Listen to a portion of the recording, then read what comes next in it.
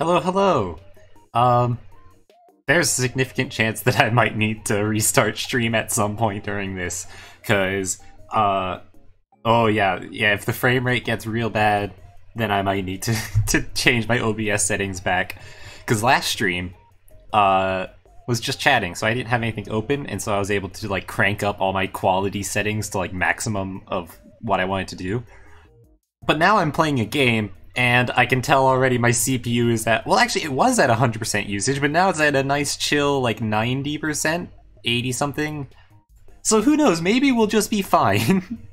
I did already lower my FPS on VTube Studio though down to 30, so you get slightly more chunky-inness. But that said, we're playing Stanley Parable today. Again, I started playing this, it was the most recent stream I did before my little spring break. So, and it was such a fun time. The game read my mind a few times, or maybe I read the game's mind. And yeah, so we're gonna continue that. And right now it wants me to enter the time, which is weird because I'm pretty sure I did this last time, but let's just do, it is currently 8:06 p.m. right here. Oh, also, I made myself bigger on this screen just because, wait, what, hold on a second, what?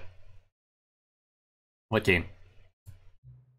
Last time you also said the time was exactly 8:06 p.m.? I don't think I did. Did I? No.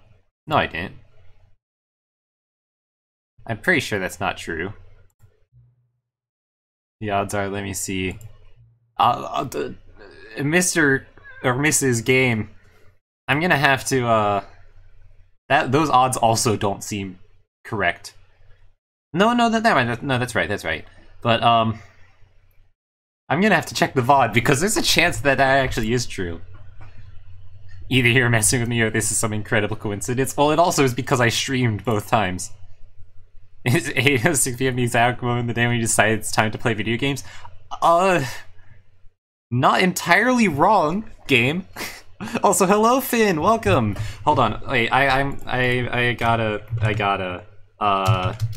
Finn Fairy Floss, because you just got your new, oh, well, I have to actually type out the whole word. Shout out. No, Twitch UI, please, I beg of you. I want to do the fun, nice thing, yeah, because you just got your, like, PNG model, finished and shown off, which looks amazing, by the way. Super excited to see what you're able to do with it.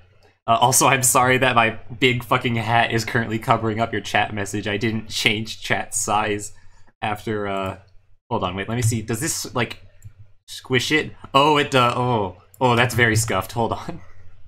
Let's just, we'll just move that up there. There we go. Yeah, no problem. I am... No worries about the chat. Yeah, I mean, eventually it would scroll up past it anyway, but I'm just today I made the change where I decided to make my model bigger. I decided I deserve to take up a bit more screen real estate in my own stream. I worked hard on this model, damn it, and the people are gonna see it. Thanks, I really love how the model turned out. It looks so good. I love it. I love the candy pastel type colors. It's just, God, it's such a mood. But now I'm curious. Wait, hold on. I'm genuinely curious. I'm pulling up the fucking VOD, and I'm seeing if the game is lying to me here. I gotta know. Because there is the chance that I actually did set the time to 8:06 p.m. last time as well. Because, like, it was... Well, because I was streaming, and 8 p.m. is my stream time. So hold on. My channel, videos... Let's find this. This VOD. No, let's go back to the start. Let's see. We're finding this. Okay, I set it to... The game is gaslighting at me. No, it isn't! It actually isn't! I just looked at the VOD, it literally was 8:06. The game's not gas, because I started stream and then I did a bit of chatting before the game, and then I went to the game and I set the time. So it literally was 8:06 both times. Oh my god. The odds aren't quite like 1400 to 1 like the game said, because I do stream, and so that's how it happened. But yeah, I'm a very consistent, I guess. Holy shit. 8:06 p.m. rolls around and woohoo! Video game time! Yeah. Specifically the time would you like to regardless of specifics, it's an incredible example of effective scheduling. Let's go! I only started scheduling streams fairly recently, so I'm glad the game's complimenting me on it. Getting a bit lost in the weeds here, that's fine. Go on, get out here and just play the game already. I'm looking forward to seeing you again at 8:06 p.m. Please come back soon. God. Now I gotta know what it would have said for, like, if I entered, like, literally any other time. And I guess in the future I'm gonna have to make sure that I start it at 8:06 as well. So last time we played, we spent the first half of the stream doing some of the endings from the original game and stuff like that, and just trying to break out of bounds in as many ways as possible and just do whatever. And then the second half of the stream... Hold on. Let's see if there's something different here. Stanley worked for a company in a big building where he was employee number 427. Employee number 427's job was simple. He sat at his desk in room 427 and he pushed buttons on a keyboard. I really do like pushing buttons. Monitor on his desk, telling him what buttons to push. I don't know how this is different from the original game. Yeah, I know a lot about the original game because I used to watch, like, YouTube videos of it. But then I remain spoiler-free for this game. I know, like, a couple of spoilers for this game, but not many. But the main thing, it adds just a lot of new content, basically, and, like, new endings, all that stuff. And changes to old endings as well. Something that would forever change Stanley. Something he would never quite forget. He had been at his desk for nearly an hour when he realized that not one single order had arrived on the monitor for him to follow. Look, sometimes, Stanley, you just get a slow chat day, right? Sometimes you just gotta narrate to yourself. And say, hi. Never in all his years at the company had this happened. This complete isolation. Something was very clearly wrong. Nah, it just may be a low engagement day, Stanley. It's fine. Stanley found himself unable to move for the It's a day off. time. But as he came to his wits and regained his senses, he got up from his desk and stepped out of his office. Oh, achievement. Welcome back. So what was I saying before I got interrupted by the narrator? I was talking about, what I was doing last... Oh yeah, the second half of the stream. Like, an hour and a half of the 3-hour stream was spent on one ending because it just kept going for so long, and I kept pausing to give, like, commentary on, like, the fucking, like, existential topics that was going on and, like, the game design topics that were going on. And, like, sometimes I would, like, give a long, like, diatribe about something, and then I would unpause the game, and the narrator would just immediately say basically the exact same thing that I said, which is fucking wild. Now, I will say, I did see there was an achievement, I do remember from the original game, if you click this door 5 times.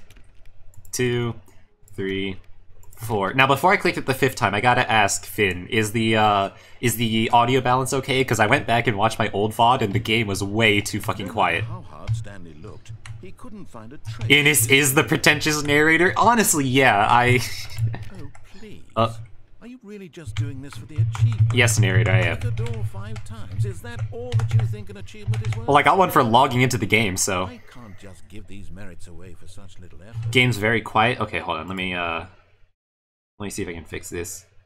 Because in OBS, it's set to maximum, or it's set to, like, 0 decibels, which is as high as it gets. I wonder if I can just make a gain thing here, and I just crank it up by, like... Because the problem is that the only way I can turn it up right now, normally, is by turning up the volume on my end, and I need it to be kind of quiet so that I can, like, not stumble over my words constantly. But I'm gonna make a gain knob, and we're just gonna see how this goes. So if this is just suddenly way too loud, let me know. A measly 5 clicks. Now suppose you were to click the door 20 times. Okay, how was that?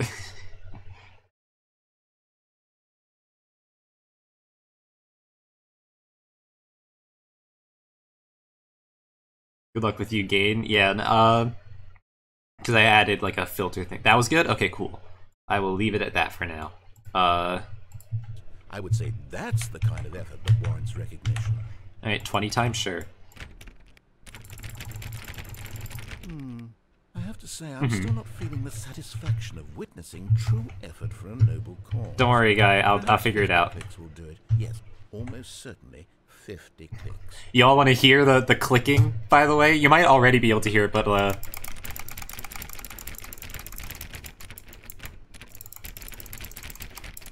is that some nice ASMR for you? No, I'm still not feeling it. I want this achievement to have meant something. It has to be a true reward for valiant effort. I want to see some hustle, Stanley. That's fine, yeah. I want to see commitment. Sure. A willingness to go all the way, no matter what the cost. Oh, we hear the clicks, yeah. 20 clicks into door number 417. 417. Where's door 417? 417, 417. There you are. ASMR my ass. Great. Now, go click a few times on door 437. 437. That's my door, isn't it? Oh no, I'm 427. Where's 437? Oh, there you are. Excellent.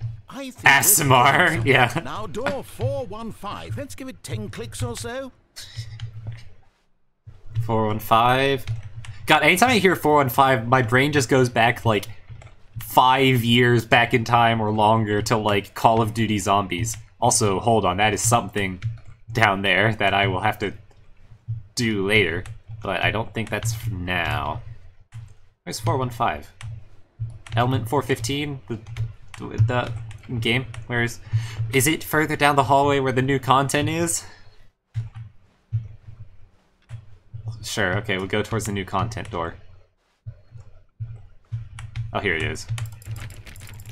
Now, back to door number 437. Alright, 437 it is. You got it, narrator. If only there's a sprint button. Actually, that'd probably break a lot of stuff. How about you click on, well, I don't know, the copy machine. All right, okay, back to copy room machine. 417. I'm really feeling it now. I think we're getting somewhere. We're going on a bold adventure. We're hitting brave new ground here. Go on. Okay, now go climb on employee 419's desk. 419. Oh, hey, there you are. Come on.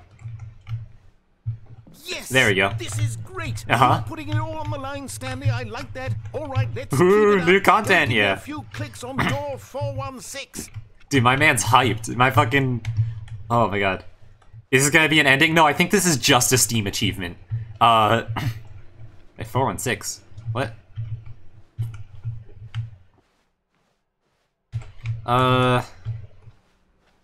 416. 416. There is no door 416. Wait, is it this way? Oh, good. You noticed my sign. Yes, I have something very exciting to show you. No, I'm sorry, buddy. I'm kind of busy. Wait, that's... Hold on. That doesn't...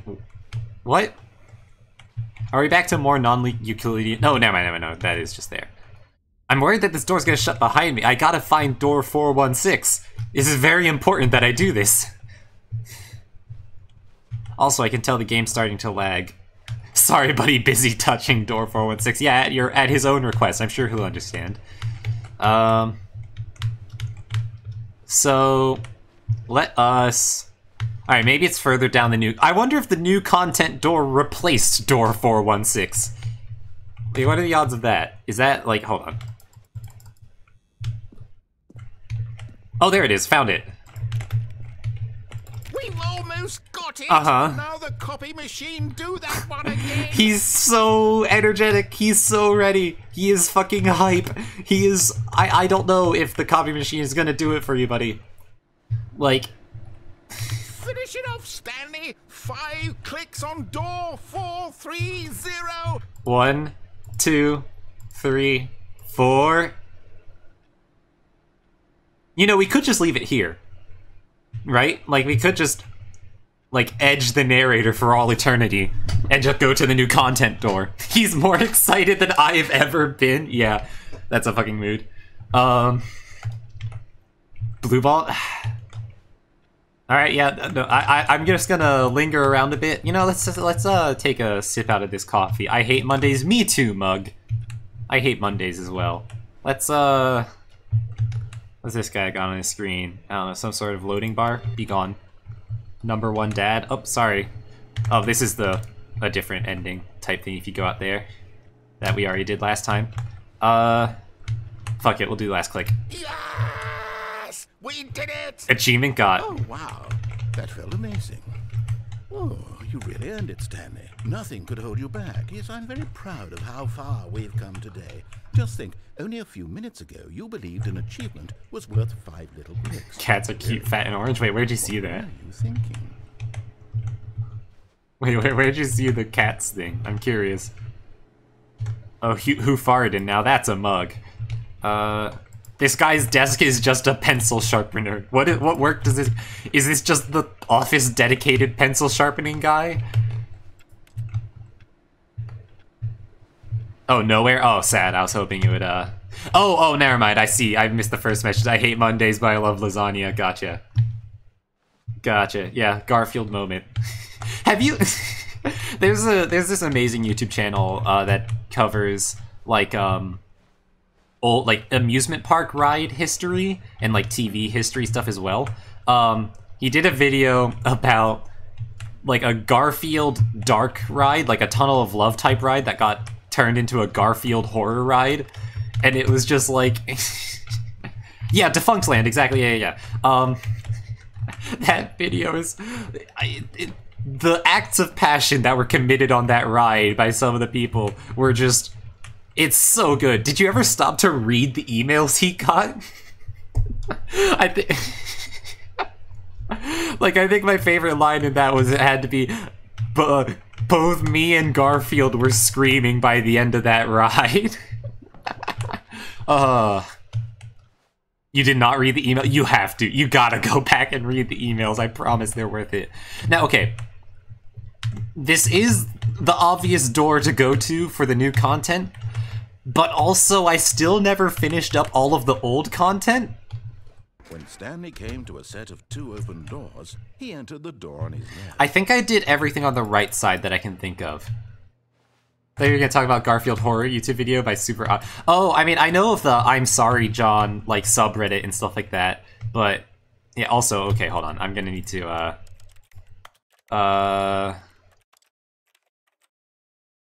medium. Boom. Done. Okay. Frame rate. Be improved.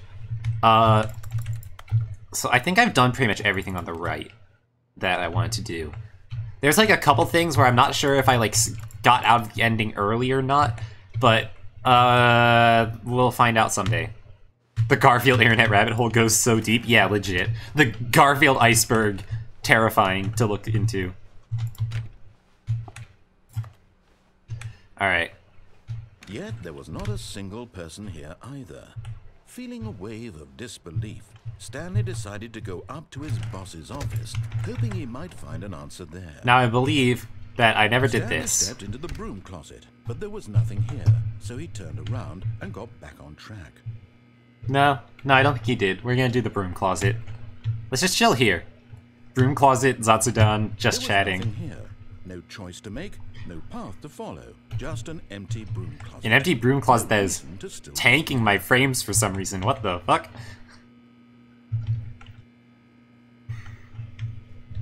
Nah, the broom closet's pretty hype. That Stanley was still just sitting in the broom closet. Not to me. I think it's fine. Doing anything. No, I'm looking around. If there was something to interact with, he'd be justified in some way. Look, there's this door. I can interact it. Literally just standing there doing sweet FA. This door is so nice. Look at it. It's so fun to click on.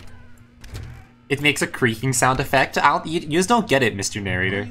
Are you really still in the broom closet? Yeah, of course. Standing around doing nothing? Why? Because you keep talking. Please offer me some explanation here. I'm genuinely confused. Because you keep talking, buddy.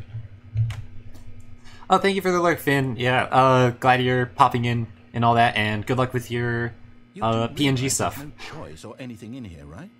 If I'd said Stanley walked past the broom closet, at least you would have had a reason for exploring it to find out. No, but the broom closet was labeled. Literally, this closet is of absolutely no significance to the story whatsoever. But it's labeled, so of course it you did bring attention to it. It's labeled. You know that if a thing is labeled outside of anything else, it's going to have attention brought to it. I know this. Maybe to you, this is somehow its own branching path. Yes, it is. Maybe when you go talk about this with your friend, you'll say, "Oh, did you get the?" I love the text change. The broom closet ending was my favorite.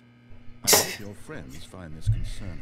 So, I want to give a little personal anecdote here. Oh god, my frame rate. Hold on. First of all, how is my CPU doing?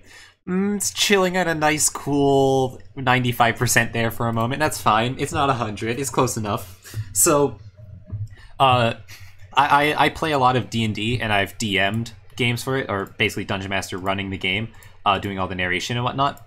And so, I'm very familiar with the idea of this concept that, like, if you bring attention to something in literally any way, like if you're describing a room and you mention like that something is dusty or like isn't dusty or whatever, or like you mention that there is a chair or a table or like a toy or something like that, then the players will immediately lock onto that and be like, there's something weird about why would they describe it if it's not important. So that's literally what the broom closet here is. Like, because it's labeled in something that's so different, even if there wasn't anything explicitly bringing attention to it, implicitly the fact that it was different is what... Yeah, I probably don't need to explain the joke to you guys, but just like, that kind of brings me to like level design concepts where like, different ways that you can get people's attention just by contrast, or just by like, if there is a detail somewhere that is different from everything else, or that like is visually distinct, then people will be drawn to it, which this game absolutely knows, and the narrator does not. Stanley was fat and ugly and really, really stupid. He probably only got the job because of a family connection. That's how stupid he is. That, or with drug money. Also, Stanley is addicted to drugs and hookers. I don't think that... Well, Stanley might be, but I'm definitely not. No, please keep explaining the joke. Well, if you so... No, I'm just kidding. But no, I do think that there is, like, obviously, you know, explaining the joke kills the joke, but I do think there's, like, genuine... Ooh, that was chunky there for a second. I do think there's, like, actually genuine, like, stuff to... I'm taking a level design class right now. I let me have this. Oh, God. I recently did like basically making and reviewing Portal 2 levels for part of the class, and that was a lot of like what we were learning about how to draw attention to stuff, and all that sort of jazz, like analyzing different like moments in games and being like, yeah, the lighting is set up in such a way, or like the framing and all that, or in this case, text on a broom closet door.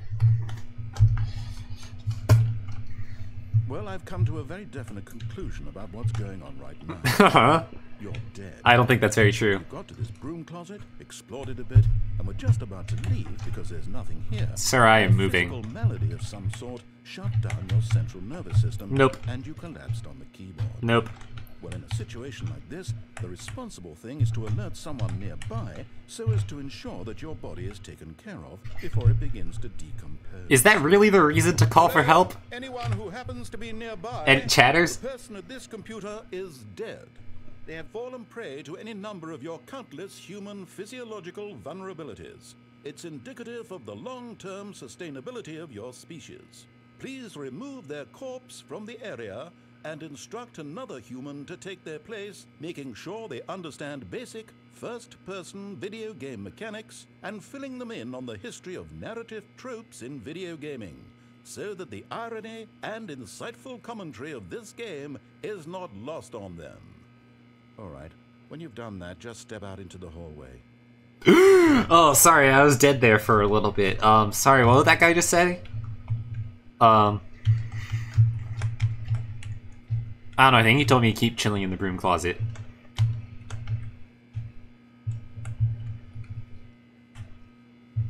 So that's what we're gonna do. Until we hear more dialogue, or until I am convinced that there is not any more dialogue after this.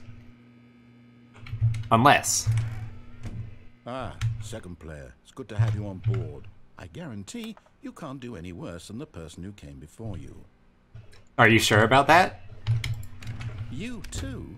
Unbelievable. Of course. I'm at the mercy of an entire species of invalids. Perhaps there's a monkey nearby you can hand the controls to. A fish? Fungus? Look, you can have I'm sure there's details VTubers on that the are all of particular those. picky. I'll just be waiting for when you're ready to pick up the story again. I'm sure there are VTubers that are all of the above, of fish, fungus, monkeys, all that stuff. Also, wow, frame rate, please. If the frame rate is like really, really bad for too long, then what I'll end up doing is I'll have to restart the stream to lower like video quality stuff so that I can not have my CPU melt before my very eyes. So yeah, but I think that's all we're gonna get from this guy.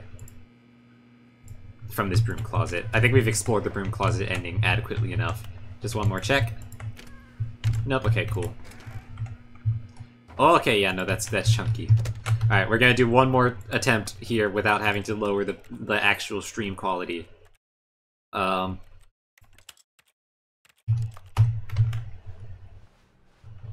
Coming to a staircase, Stanley walked upstairs to his boss's office. Now, I think I want to follow through the plot as normal, except I want to go for the escape thing. Which I didn't do last time. Also, I realized at some point that one of these doors is just, like, not accurate. Money in the morning, money in the evening, money for breakfast, money crisp. Anything to do in the toilet? Extreme bath. I'm pretty sure I made this joke last time. Hold on. What's over here? Nothing. It's on the boss's desk. Nothing in the computer. Can I get up in his chair? Oh, I can get up onto his desk. Hold on. Game. Frame rate, please. Frame rate, I beg of you. I beg of you, I need you. It doesn't seem like I'll be able to hop onto the desk. Oh well. Wait, now I think, if I remember correctly, I can lock myself out of this room, right? Like, I was just gonna go for the escape ending thing, but if I remember correctly, I can just, like... Stepping in.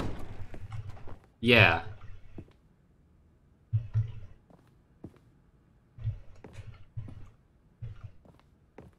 Anything in the bathroom now? But this door opened back up, so that's cool. Have I trapped the narrator in the other room? This is some weird ambient noise.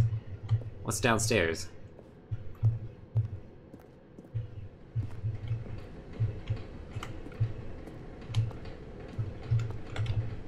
Nothing. This door's closed, okay. Ominous red light, but sure. Alright, let's work our way backwards. Broom closet still here. Nice. Glad to see it's still intact. This is ominous. We've trapped the narrator further in the plot line. He can't come back in time like this, or back in the progression. Also, that was interesting seeing the new content sign loading back in. I can't even go to it. Oh, so this was door 416. Okay. They had to move it further into the room.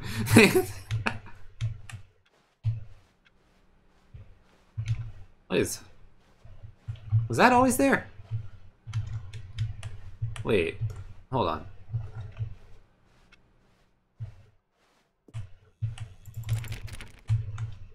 I don't think that was always there.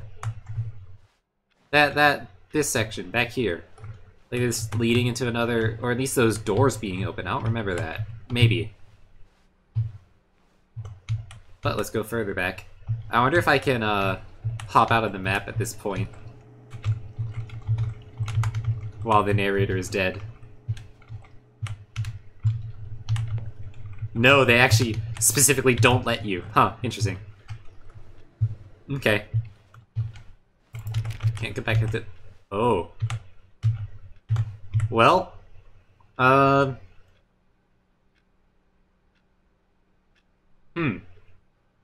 It seems we have caused a bit of a narrative void. A plot hole, if you will. But, you know, given that my house is literally in the void, I think I should be well equipped to just dive back into this. Woo! Oh, Oh, it wasn't a hole. It's just very dark. Oh, you are now leaving. This reminds me of the demo. Like the Stanley Parable demo. The one with the funny 8 button. Oh, I think I know it. I vaguely remember this ending from a different thing. Escape Pod 760. Escape Pod 755. 7. This room is so dark. You can barely see. This is creepy. 756. Desk 432 seems to be popular around here.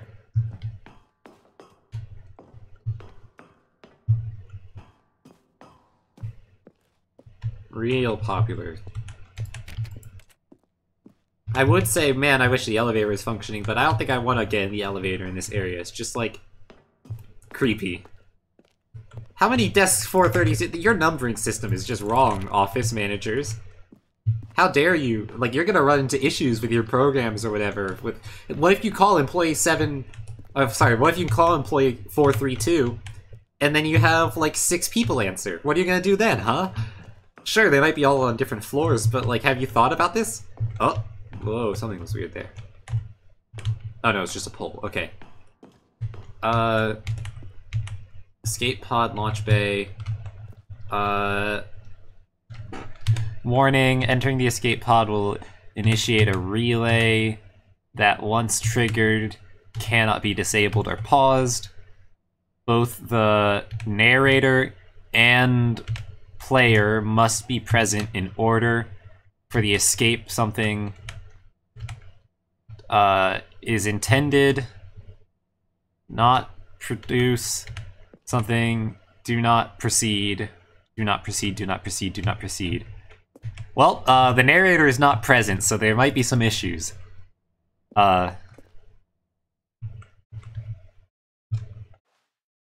want to keep an eye on that door.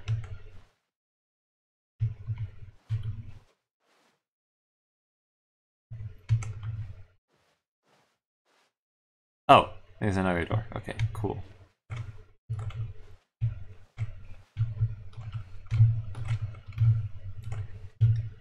Okay. Oh.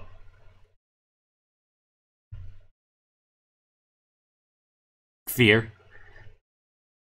The narrator isn't present. What happens now?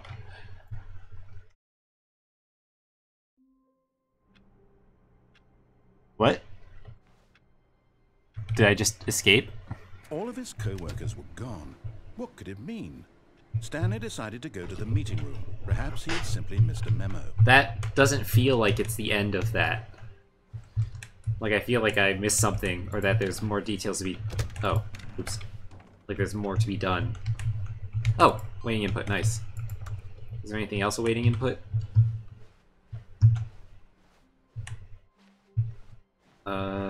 No matter how hard Stanley looked... Don't worry, I'm not looking for my coworkers, I'm sorry. But yeah, okay, so... Yeah, new content door. That'll be it for later, don't worry. I know your secrets, door 416. I know that what you really are. A set of 2 open doors. He entered the door on his left. So... God, I wonder what that one... I mean, we basically... I think we just escaped the plot, basically, is what happened. But supposedly the narrator needed to be present, so... Hoping coming to a staircase, Stanley walked upstairs to his boss's office. Alright, let's do that. Let's not break out of the game this time. Stepping into his manager's office, Stanley was once again stunned to discover not an indication of any human life. What could it mean? Stanley wondered aloud to nobody.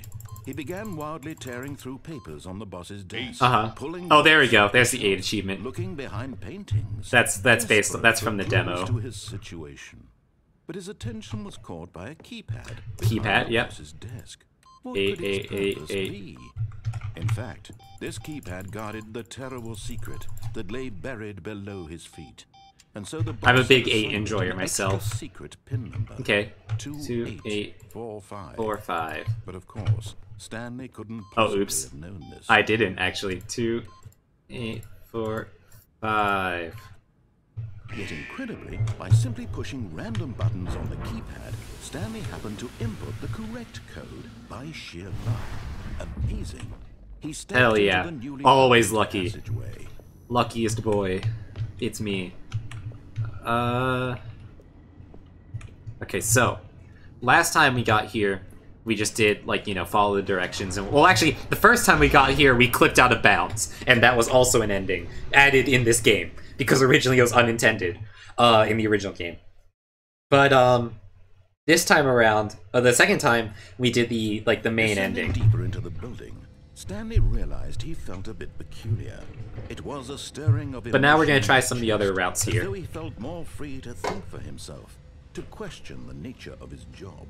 Why did he feel this now, when for years it had never occurred to him? This question would not go unanswered for long. It might not. Can I just go back up? Wait. Whoops. Nope. Never mind. Stanley actually got back into the elevator and went back up. Silly me. Why did Stanley do that when he knew that it would just lead back to his boss's office? Because I don't like this That's a place. great question. It's creepy. I just can't wait to find out. Hey, look! Wait, he has the attitude now. That's the proper attitude of just being like, huh, that's not what I expected, but I guess we'll see where this goes. It's like for players. It's like the D&D mindset. Also, wow, this is... Yeah, okay. Here we are, Stanley. It's your boss's office. Yeah. Exactly the way it was before you got onto the elevator. Uh-huh. It's still just exactly what it is. What a decision you've made to come up here and look at the office again. This has fleshed out the plot of the story Yeah. in new and fascinating ways. It's about I could have exploring. never Some- anticipated. Yeah, that's It's fine. that keen eye for storytelling that you have. Mm-hmm. An incisive rapid fire of critical plot points. One after Look, the sometimes other, you need some good weaving filler a for character tapestry of development. uncompromising narrative. Wow. Yeah, it's about... It's not filler, it's character development. It's like, it's the fun parts. You know. And hold on, I wonder if I can close it. 2, 8, 4, 5. How about 5, 4, 8, 2? Sad.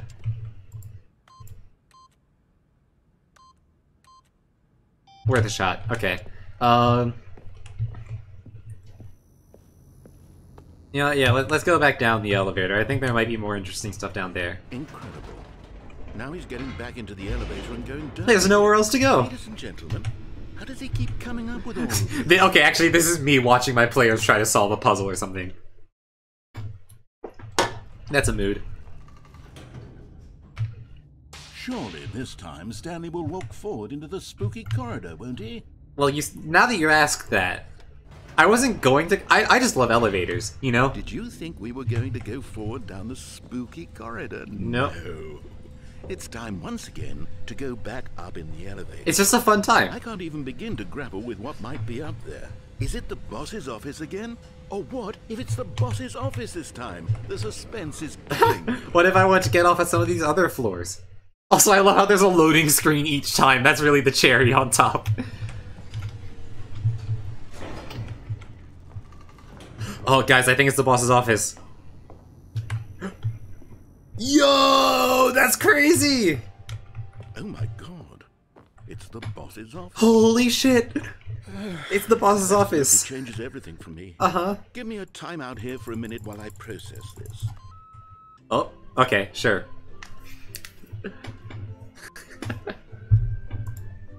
What's funny is that the cursor still has the little button pressing thing on there. Okay, I'm ready. Mhm. I'm prepared to embrace this stunning revelation and to move forward with... No, wait. Uh-huh. No, I need more time to process. Uh-huh. He's doing the same shit to us now. Okay, that's fair enough. Look, he's just a big fan of this drinking bird. I don't know if this was in the original game, by the way. Holy shit.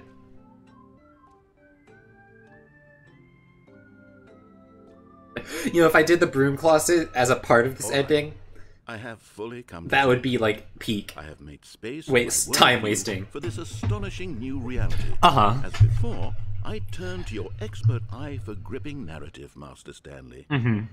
You better.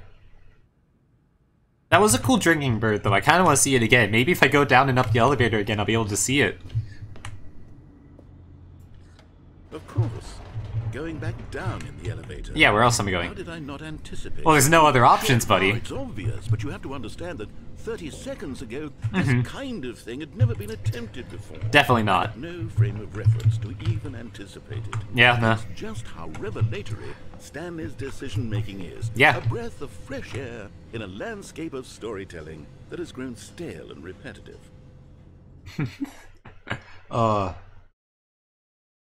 Don't worry, Mr. Narrator. I'm sure he won't go back up the elevator this. I wonder, hey, do you think it's gonna spark again as soon as I walk out this door? Crazy. I bet in the original game that was to like an excuse as to why it wouldn't be able to go back up, because I think this is brand new. Hey, Narrator. You have anything to say this time?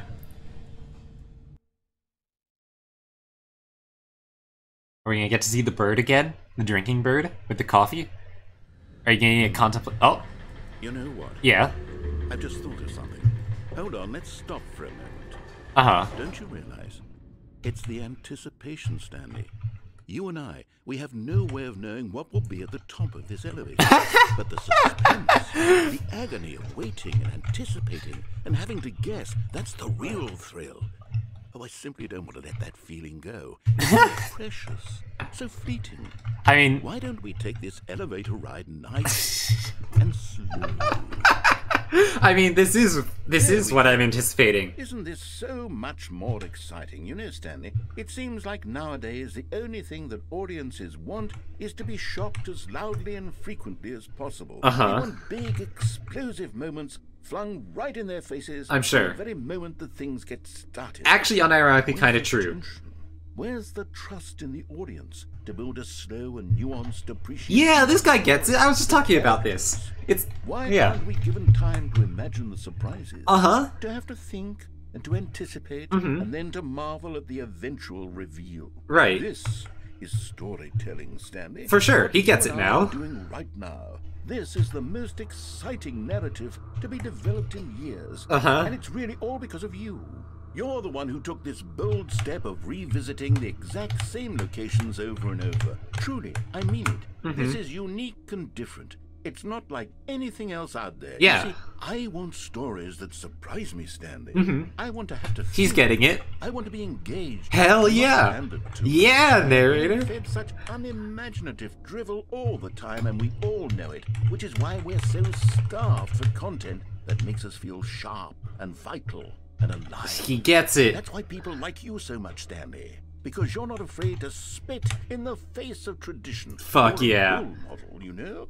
People look up to you. Oh, thank you, Which is why, narrator. though I didn't know when to spring this on you, but, well, I've gathered a little press conference for you. Oh? So that you can talk about your work and your storytelling and your life. Yeah, Because I sure. know you're not It's- much for the public eye. Sir, I am but literally it would streaming. especially mean a lot to the people who have been following you from the beginning. Mm-hmm. They really look up to you, Stanley. Thanks, I man. don't know if you realize the impact you have on them. I don't know, I This think is it's, the kind of gesture that might leave a tremendous impact on them for the better. Alright, well, I've got to be careful. Oh, good. Oh my god, there actually is something different up here now. Holy shit. Yeah, I was saying how, like, you know, the real anticipation for me is what the dialogue is gonna... Also, I kind of wish I could press the down button. Okay, the room where we're holding the Aww. should be just around the corner here somewhere. All eyes on Stanley, live on stage. But, I mean, for me, the anticipation is in what the dialogue is on the elevator ride and beyond, not the, not the what's actually at the top, because it's just the office room. But then I was gonna say, I imagine if there is something different one of these times. But no, okay. World's healthiest human being, how we did it, the pyramids. The guy who went to Mars, okay. Was this in the original game? I don't think it was. Was it? An evening with world peace, baby.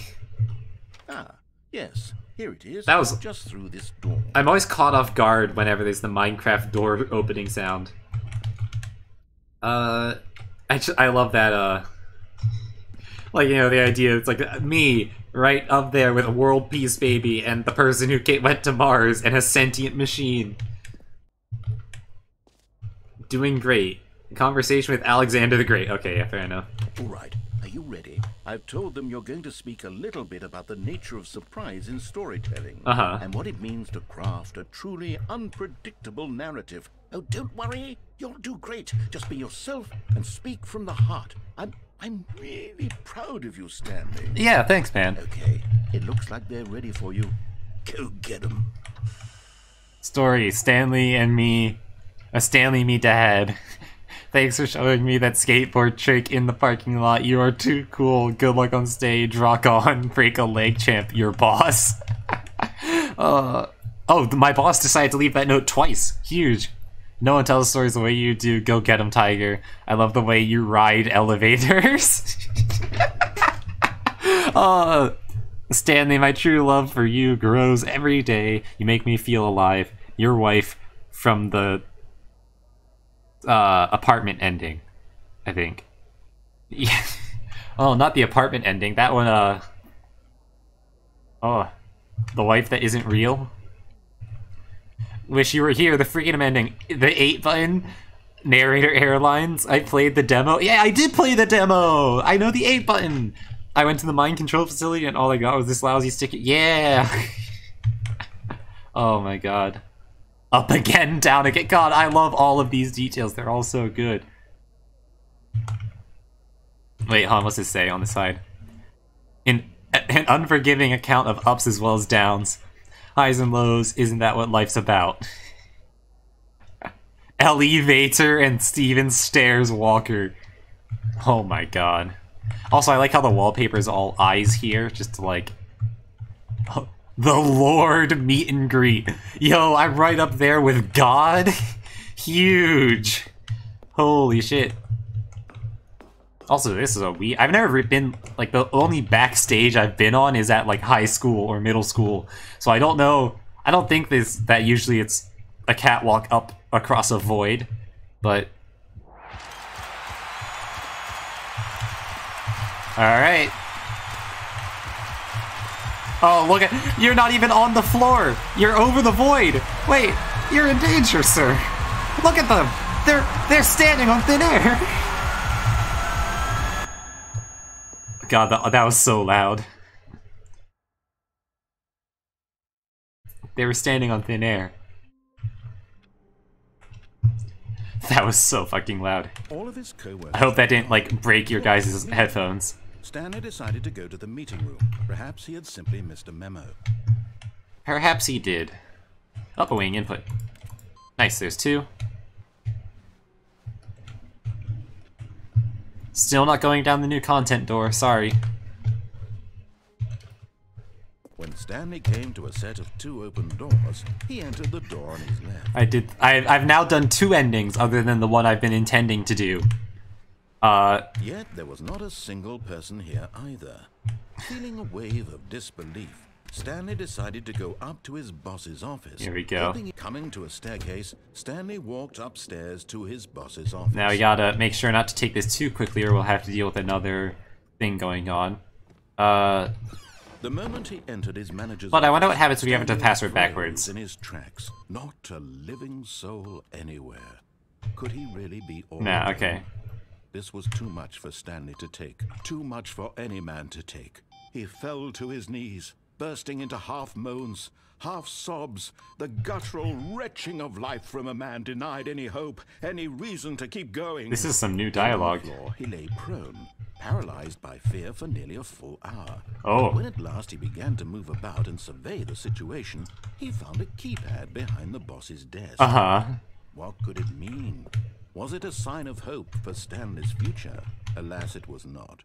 For although this keypad guarded the terrible secret of Stanley's past, it had been assigned a 4-digit code so devious and so random that no man could ever hope to guess it.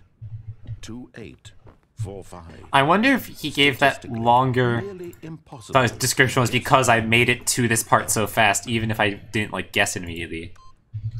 Yet incredibly, by By simply pushing random buttons on the keypad, Stanley happened to input the correct code by I should be walking into... Yeah, there we go. Okay. I was wondering if he was going to do some trickery there, like teleporting me around.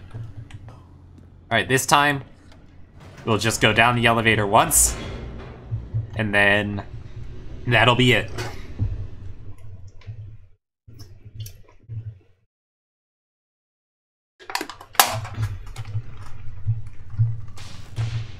I miss you, elevator.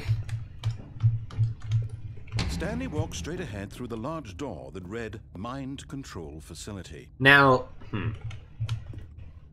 do I want to do the escape, or I think there's a different ending in here.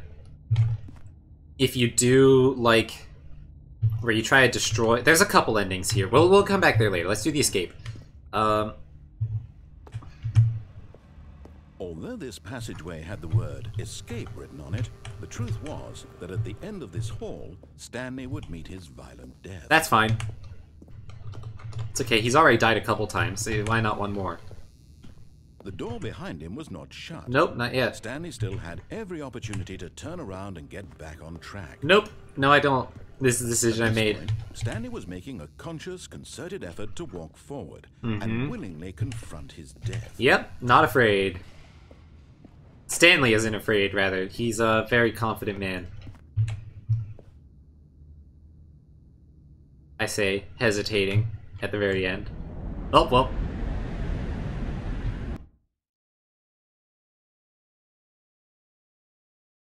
Game. What? Oh, real Portal 2 vibes. Bonk. My legs are shattered. As the machine whirred into motion and Stanley was inched closer and closer to his demise, he reflected that his life had been of no consequence whatsoever. Stanley can't see the bigger picture. He doesn't know the real story, trapped forever in his narrow vision of what this world is. Don't worry, I'm one step outside of this His death game. was of no great loss, like plucking the eyeballs from a blind man. And so he resigned and willingly accepted this violent end to his brief and shallow life. No. Farewell, Stanley. No. No. Nah, I don't think I will die. But also, you know, Mr. Narrator, you think that Stanley... Well, Stanley actually doesn't know. Stanley the... Well, it's weird, because this game draws the line in very blurred ways between whether Stanley is the player or the character. Like, it's usually... In a lot of things, it's sort of explicitly stated that Stanley is not the player, but sometimes, like, they refer to the player as Stanley. I don't know, it's weird. But either way, in this case, Stanley doesn't know, but I do. Haha. And I know what the secrets of the mind control facility are. And what's at the bottom of it. Well, goodbye. Farewell, Stanley, cried the narrator. The narrator. Fled helplessly into the enormous metal jaws. In a single visceral instant, Stanley was obliterated as the machine crushed every bone in his body, killing him instantly. Oh.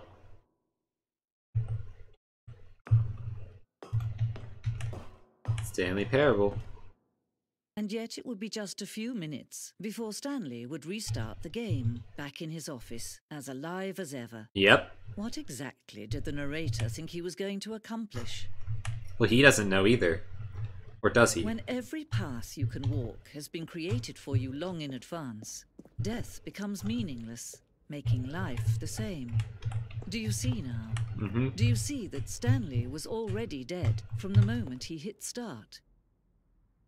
Yeah, I mean, I made that comment multiple times last stream. Blueprint shows the office from the beginning of the game. The path to Stanley's office follows the two doors. The path from Stanley's office to the two doors was the first part of the game that was built. Sections have been added and altered throughout development, though the core layout remains almost identical to the first iteration. Huh, nice. And those are the doors that you can, the windows that you can walk out of. The office, yep. Different wall colors. Button sounds. Selection of sounds used throughout the game when buttons are pressed. Each sound is a mix of keyboard stroke and a synthesized tone.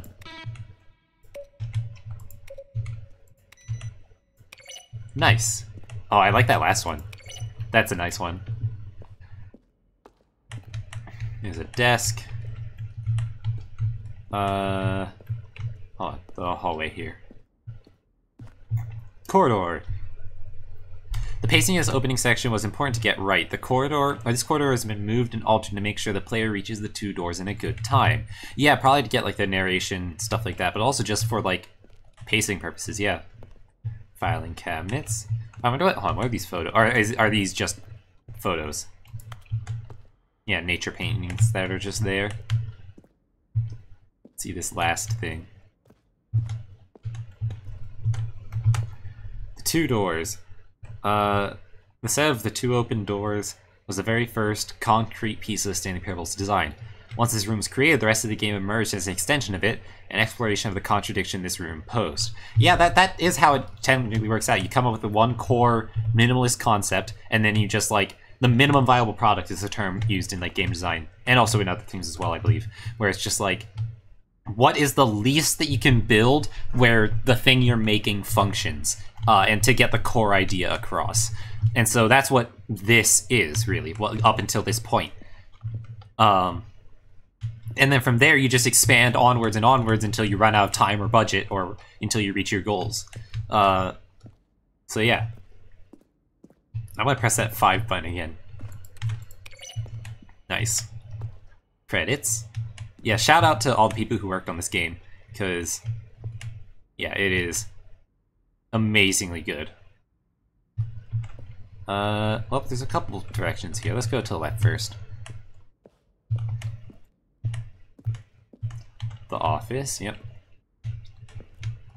Maintenance room, yep. Early version of it. Okay, yeah. Well, that looked weird for a second. I'm not sure why.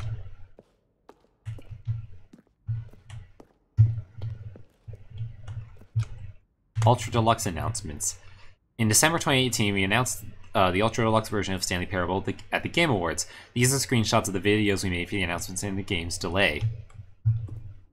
Nice. Money explosion of main office. That's interesting. I wonder what that's about. Oh, hold on. Warzone, what? Early in the development, we designed an ending where Stanley would end up on a battlefield fighting aliens. The action game would become sentient and would wage war against the narrator. We realized shortly after starting to build it that was far too jokey and on the nose for the tone of the game. Plus, some people interpreted it as making fun of people who like shooters, which was not our intention. What?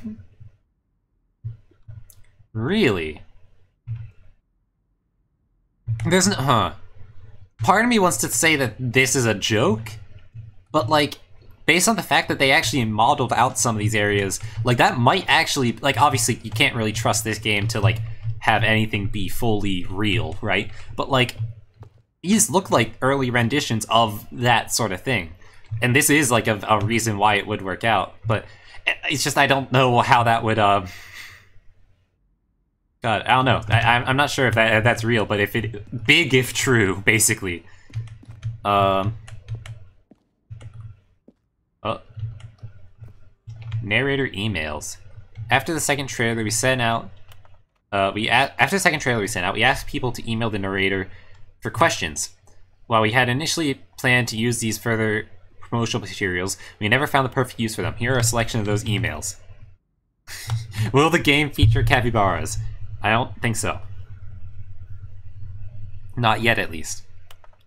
Dear narrator, how do you stay in shape? Sincerely, Michael the Rock Martin. Let's just check out a couple of these. Will playing... Oh, are you gay? I'm curious as to what that one that just briefly flashed on screen said. Does that look like there's a bunch of details?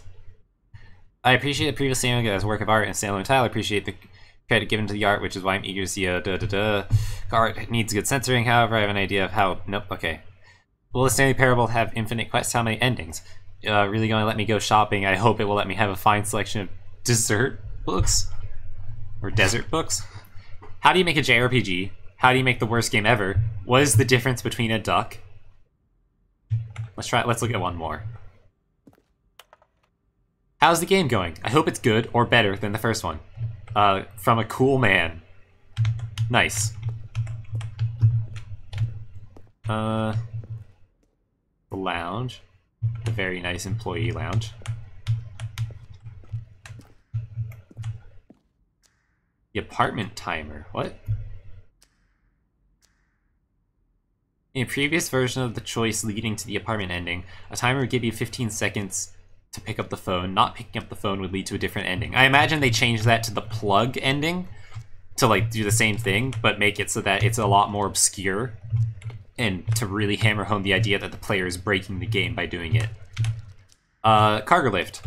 Second version is functionally the same as what's in the final game, but we wanted it to look more like a place where cargo was actually stored. Oh, okay. Cargo lift was always intended to offer the choice of staying on it or jumping onto a different path. However, after this early version, we decided we also want the option of the player falling to their death. Okay, yeah, fair enough. There's so many branching paths here. Meeting room. Maintenance layout. Ooh, okay. The flow of hallways following the first two doors is important to get right, since players will replay them so many times. We discussed a number of designs, but ultimately it was the simplest version that won out. Which was one doorway to maintenance in the lounge, 2 doors to maintenance, 1 option, 1 doorway to maintenance in the lounge in the original track, back on track option. And then, what about this with the vent? I kind of want to check out, see if there is something to do with the vent now. But I'm pretty sure they just went with the top left, yeah. What's this? Zending model? The Zending went through many iterations. This room represents the 4th version of the ending, and we thought it was complete, but decided to abandon it and change it again shortly before launch. I don't remember the Zending. Zending levers. Part of the Zending, the player would pull a lever in the area to describe what color they had pulled. Early version of the ending known as Zending, which was originally cut and merged with another part of the game. Oh, okay.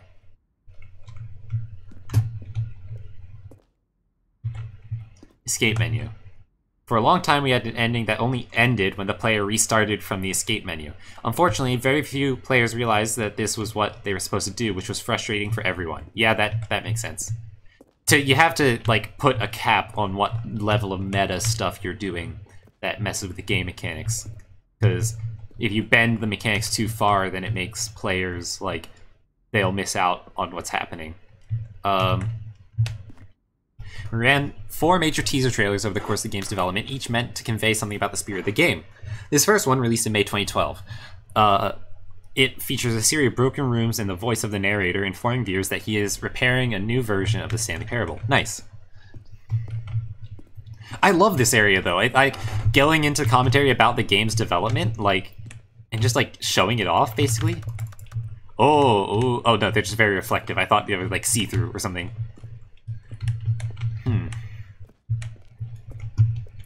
God, there's still so much to explore. Countdown room, an early version of the countdown room. Yeah, that's not what ending I'm gonna do next, I think. Monitor room elevator. For a time, the elevator in the monitor room could go up or down, with freedom above and countdown below. We abandoned this when the players found it too difficult to remember what was up and what was down and placed the 2 endings together instead. Okay.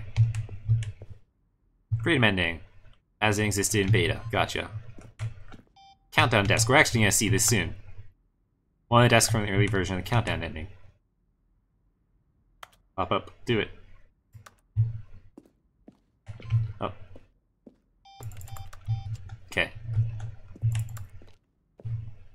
Oh, that's the, that's the ending of it. Gotcha. Let's explore a little bit more. Game design mock-up. This is the level that William, the level designer, sent Davey, the writer, as a kind of audition piece. The strength of this level got William hired to design the full game. Though much of the environment has changed, the basic layout from this mock-up is still in the game. Huh, okay. Yeah, level design plays a huge part in this game, even though you wouldn't really think about it that much. But, like, it is a walking simulator, all things considered, right? Like, the level design tells you what choices exist.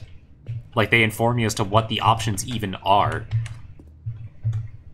in this very choice-driven game.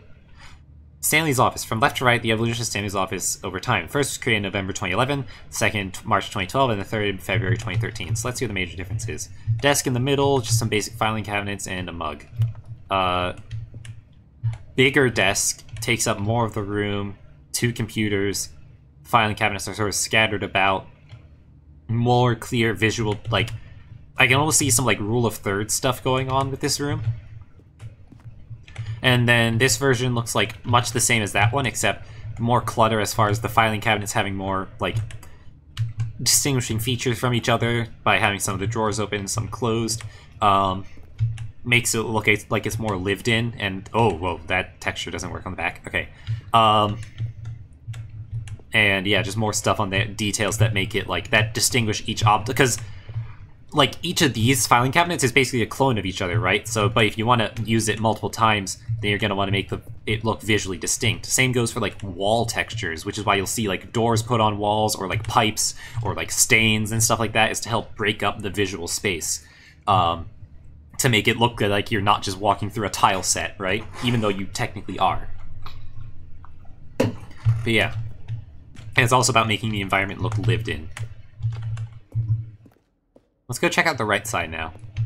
Which I guess we can go down from the start and then do it that way, because I don't know how the branching paths work there.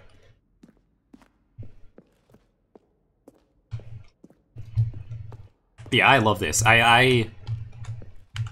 Like, this is basically like a... Reminds me a little bit of like a GDC. This game is doing my job for me.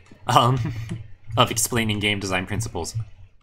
Screens from the development of the boss's office. Nice. Oh, that is a very drab office right there.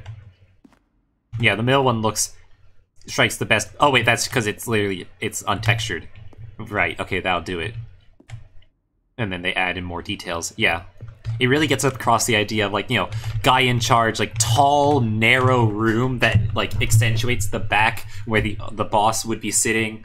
Like, the big bookshelves and just, like, the lines pointing, like, all pointing towards the back where the desk is, where like, the office would be sitting. This is a room that, like, exudes power, and, like, is intimidating in a way.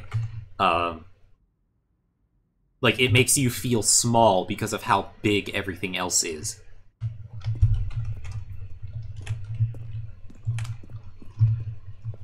I love the... Also, speaking of level design, I love the layout of this place. Like, the way that they use it really feels like a museum. And, like, the way that they use, like, the different, like, the corner textures and, like, the ways that they break up the corners. The staircases to break up, like, vertically. Because this very easily could have just been a flat layout thing, but they didn't. They made it into something that looks like a museum, and that, like, it's all just white, right? It's all white space, but they broke it up visually, not just with with the exhibits, but with, like, the actual architecture itself, which is awesome. Underground, an early version of the underground portion of the game. Okay. Narration outtakes. Kevin Brighting, the voice of the narrator. Oh. Recorded dialogue for the entire game roughly 3 separate times over 2 years of development. These are clips from the early takes that were not used in the final game. He sure did. Well, let's hear a couple more of these. Now then, this elevator for sure will get him right back on track to where he was supposed to be in the story. Shoot. Well, try the other one then. When Stanley came to the lift, he traveled upward to the power source at the top of the facility to end this interaction. Oh yeah, they mentioned how the lift used to go upwards versus downwards and all that for the... Yeah, that checks out. Okay, that's cool. God, I love it. But as a game dev and game designer and whatever, this is just like I'm nerding out over this whole thing. Oh, okay, and then we've been here. So yeah, we are ready to go to the exit. God, I love this. This is this shout out to the devs of this. Again, like this game is so good, and it's like such a good, not just deconstruction of games and of like there's like philosophical stuff in here too about like free will in general in and outside of games and whatnot. But it's just like it's a great learning thing about like design, and like you can like there's so much to analyze here about how the game is made, how it does its comedy, because comedy is really hard to do in games. Like, it's not hard to have something funny happen in a game because the player can make their own comedy. Just see any like game with a broken physics engine and that like it'll work. But like writing comedy in the way that they do in this game and in like Portal 2 is really hard because you don't have control over the timing of the lines a lot of the time.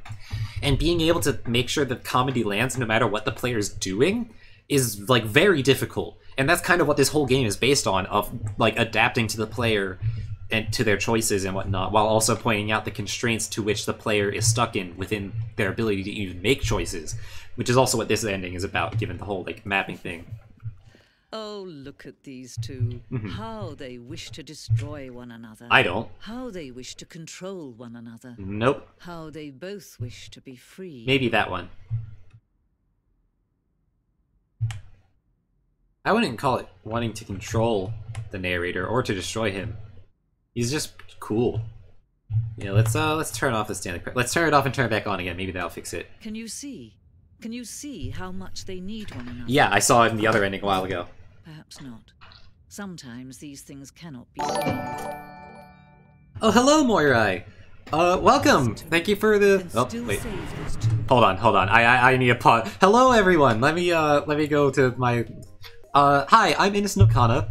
I am a Wizard Boy VTuber, and I'm playing through the Stanley Parable. And I just spent the last like 20 minutes talking about game design within the context of this game. Because we were going through the part where it basically shows you like a bit of the behind the scenes, like cut content, stuff like that, and explaining some of the things that they cut and some of the things they ran into in testing. So I was talking about like some of the design decisions that might have led to that sort of thing, or like why things are the way they are, and just utterly praising this game for being amazing. So yeah, I do a lot of I mostly do various different games, a lot of roguelikes. This is one of my sort of oddball games, but yeah, Stanley Parable is a good time all around. Yeah, for sure. But yeah, how are you all doing tonight? How was stream, alright? What were you up to? Also, wait, let me get the shout out for you. Argel. I don't know why. I always thought your name was Moirai Angel or something like that, but my brain just totally auto-corrected your last name here. But yeah, thank you so much for popping in and for bringing a community with you. Yeah, let's we're currently about to be crushed. So you joined in at a very interesting time. There's like a second like meta narrator that's popping in over top of the other narrator, and is basically being like, hey, these two are stuck in their own sort of weird cycle of like how they need each other, but they want to destroy each other or like be free of each other. Stardew Time was having a bit of a rough day, so I decided to take it easy. Yeah, Stardew is a really great game for that, I think. I haven't played much of it, but yeah. Sorry to hear you're having a rough day, though. Hoping it gets better, or that tomorrow gets better, at least. Yeah, no, I don't really do... I've played a bit of Animal Crossing, too, as a sort of, like, chill vibes game. It's weird. I have a bit of a hard time, like, just deciding I'm going to relax with a game like this. I don't know. I feel like I know a lot of people who are really, really into it, though, and just, like, it really seems like just the most, like, vibing game of all time. But yeah. So let's go into the Crusher. You can stop the program before they both fail. Push escape and press quit. There's no other way to beat this game. It's not about beating the game. Well, it's about beating the game as many times as possible and seeing all the cool stuff. It's not about winning. I can quit at any time. I can quit any time. I promise. I can stop any time. Got a bit chiller, thankfully. Stream helps me chill. Yeah, for sure. For me, it's honestly kind of a bit the opposite. I tend to get like hyped up whenever I stream. You can do things at your own pace, which is the appeal. I think, yeah, for sure. Totally chill. Let's go into the people squasher. Yeah. Yeah, no, also, hello, Doclerving? Doc? I'm just gonna call you Doc if that's fine. Or if you have, like, a pronunciation you want to type in.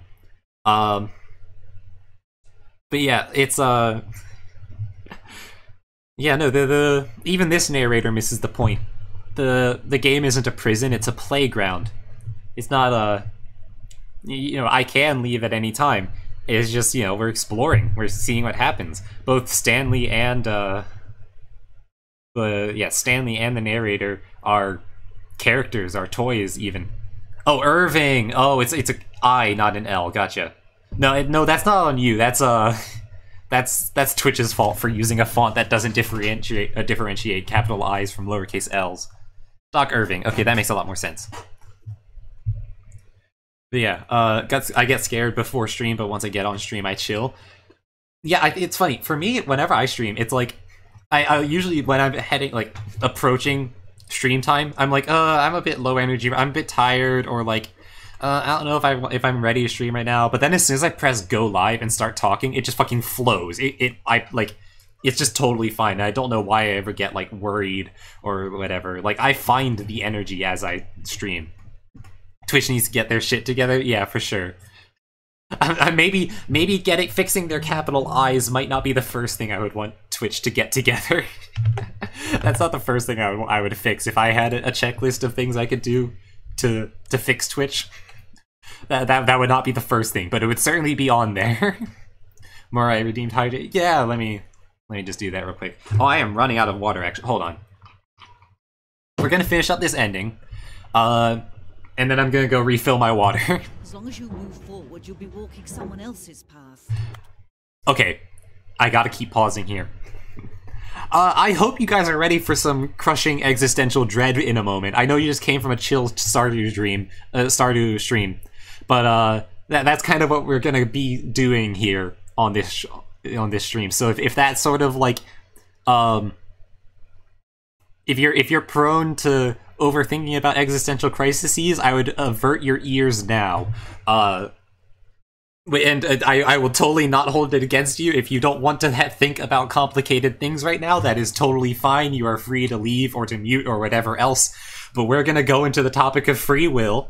They gotta fix their mobile app? Yeah. No, so this character, she talked about, there my chat, existential crisis in the name of the game. Okay, perfect. So, the meta narrator here, she's talking about how, you know, as long as we play the game, we're walking someone else's path because, you know, the game is already designed, you're limited to the choices that are programmed into the game, and if you try to do something outside of that, it's not going to work because you're confined by the rules of the game, right? So, but the same thing applies to me, the player, and you, the viewer, and everyone else in the world. Like, we all make quote-unquote decisions based on the environment that we were born and raised in and that we have randomly popped into.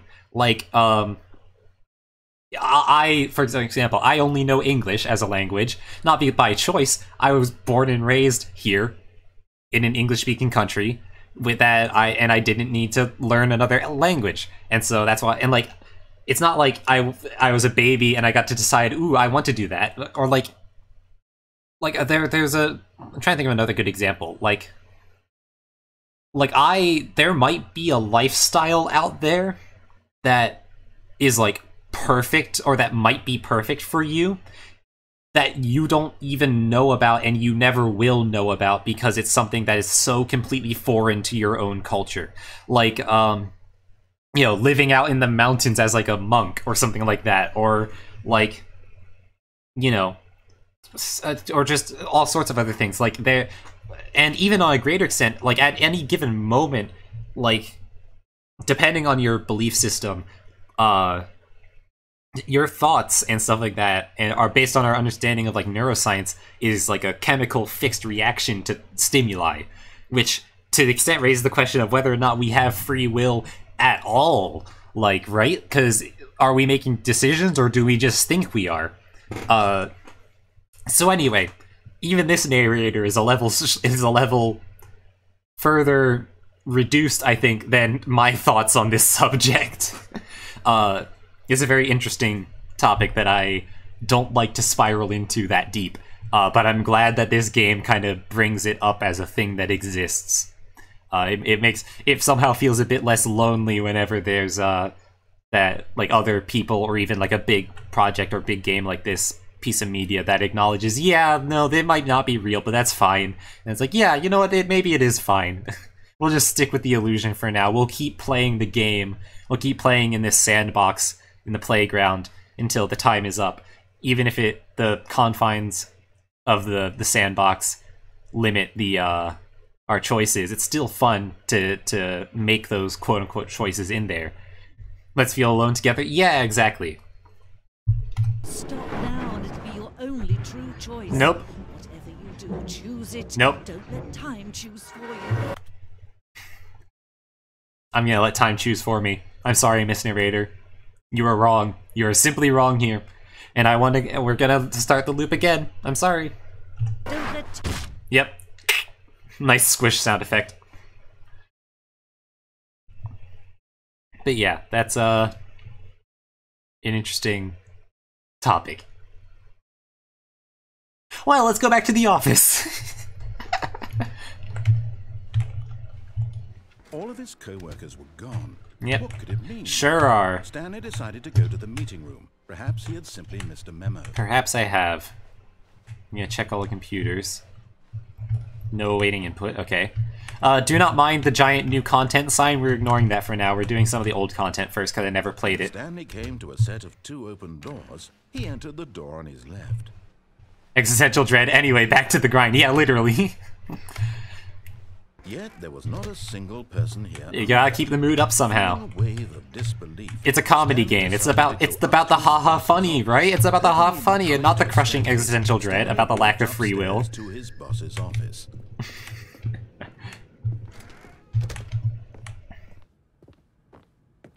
Stepping into his manager's office, Stanley was once again stunned to discover not an indication. So I'm gonna hold out to press the last button because if I don't, then he'll like take even longer. Desperate for answers, he began turning the room over, looking for clues that might unravel. Also, BRB gonna like while do some stuff around the house. Yeah, feel free to take like a self-care type break or whatever post stream. I know a lot of times I need to do the same thing, so yeah. Thank you for stopping by and thank you for the raid once again. I very much appreciate it. And so the boss had assigned it an extra secret PIN number. 28445. But yet incredibly, by simply pushing random buttons. Thank you so much again for the head pat as well. The correct code by sheer I always appreciate the support. He stepped into the newly opened passageway. Alright, down the elevator. And this time we're gonna try to do some other thing in the main ending. The freedom ending, so it's called. Although, actually, that reminds me, I said I was going to take a pause to go grab some water, so I'm going to do that. I will be right back. Give me, like, a couple of minutes. Like, I say a couple of minutes. It's going to be, like, 30 seconds or so. Alright.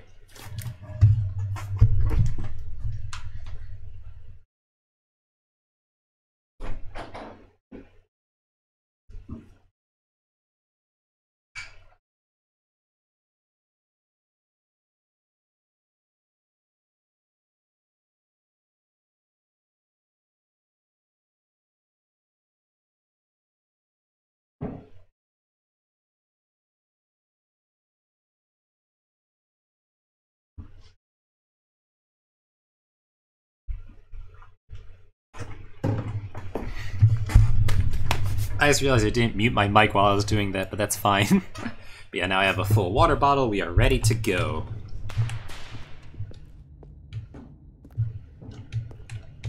Stanley walked straight ahead through the large door that read Mind Control Facility. He sure did.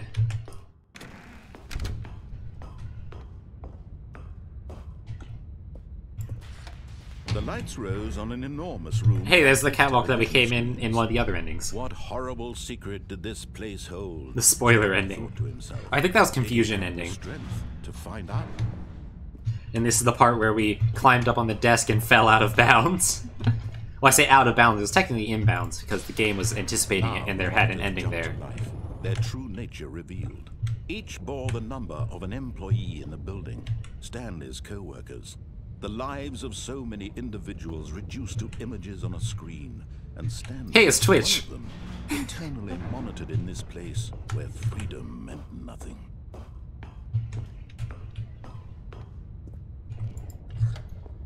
Elevator. This mind control facility It was too horrible to believe. It couldn't be true. Oh, but it Had is. Stanley really been under someone's control all this time?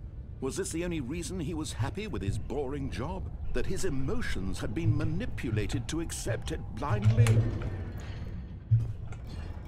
No. He refused to believe it. He couldn't accept it. His own life in Pirate? someone There's a else's pirate there? control? Never. It was unthinkable, wasn't it?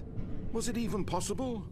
Had he truly spent his entire life utterly blind to the world? The mind control isn't even necessary. But here was the proof. The heart of the operation. Controls labeled with emotions. Happy, or sad, or content. Walking, eating, working. All of it monitored and commanded from this very place. And as the cold reality of his past began to sink in, Stanley decided that this machinery would never again exert its terrible power over another human life. I know, I can see I can dismantle the controls. Oh wait, no, I can stay up on the chair, but I can't get up any higher. Rip. Okay, press any. There's other buttons here. So, yeah, I think I want to get up to that catwalk and press that button. How can I do that? Is there stairs? It looks like there's stairs. Oh, but it's closed off. Okay, so maybe I have to do something else first. Is there? Oh, there's a 1 button. 1, 2. Here's 3.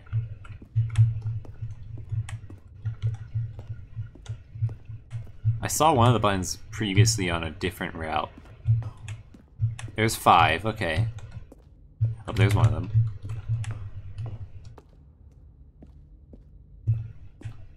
Okay, there's 3. So where's 4? Let's take a peek. So that's 5. 1 and 2. Oh, 4's up there. Okay. I can't access it right now. How else can I get up there? I think that's 4. I'm gonna assume that's the 4 button.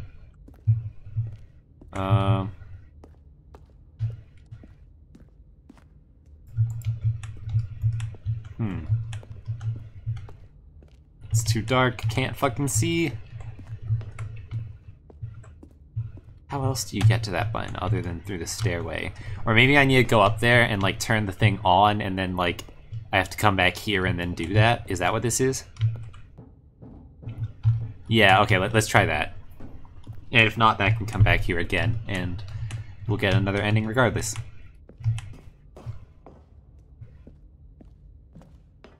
Awaiting input.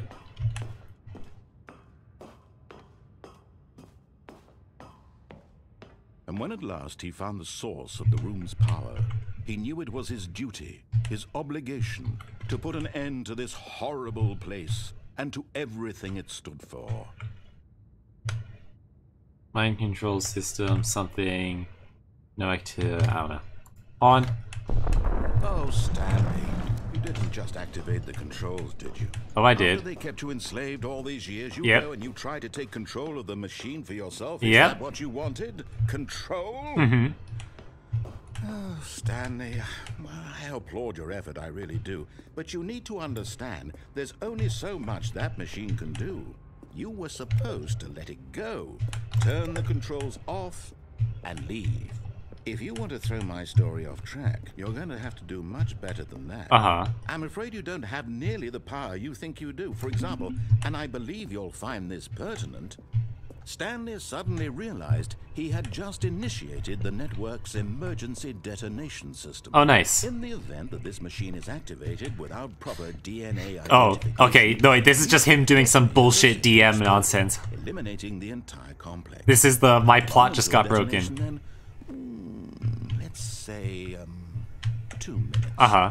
Now this is making things a little more fun. There we go. Okay, so now it should be ready to go. Shine. You are the star. It's your story now. Shape it to your heart's desires. So this is much better than what I had in mind. What a shame we have so little time left to enjoy it. Mere moments 1, until 2. the bomb goes off. But what precious moments each one of them is. More time to talk 3. about you, about me, where we're going. What Come all on. this means, I barely know Come where on, we to can do it. start. That better be button 4. You'd like to know where your co-workers are? A moment of solace before you're obliterated. For coworkers never existed. I'm in a good mood. You're gonna die anyway. Nope. I'll tell you exactly what happened to them. Sure. I erased them.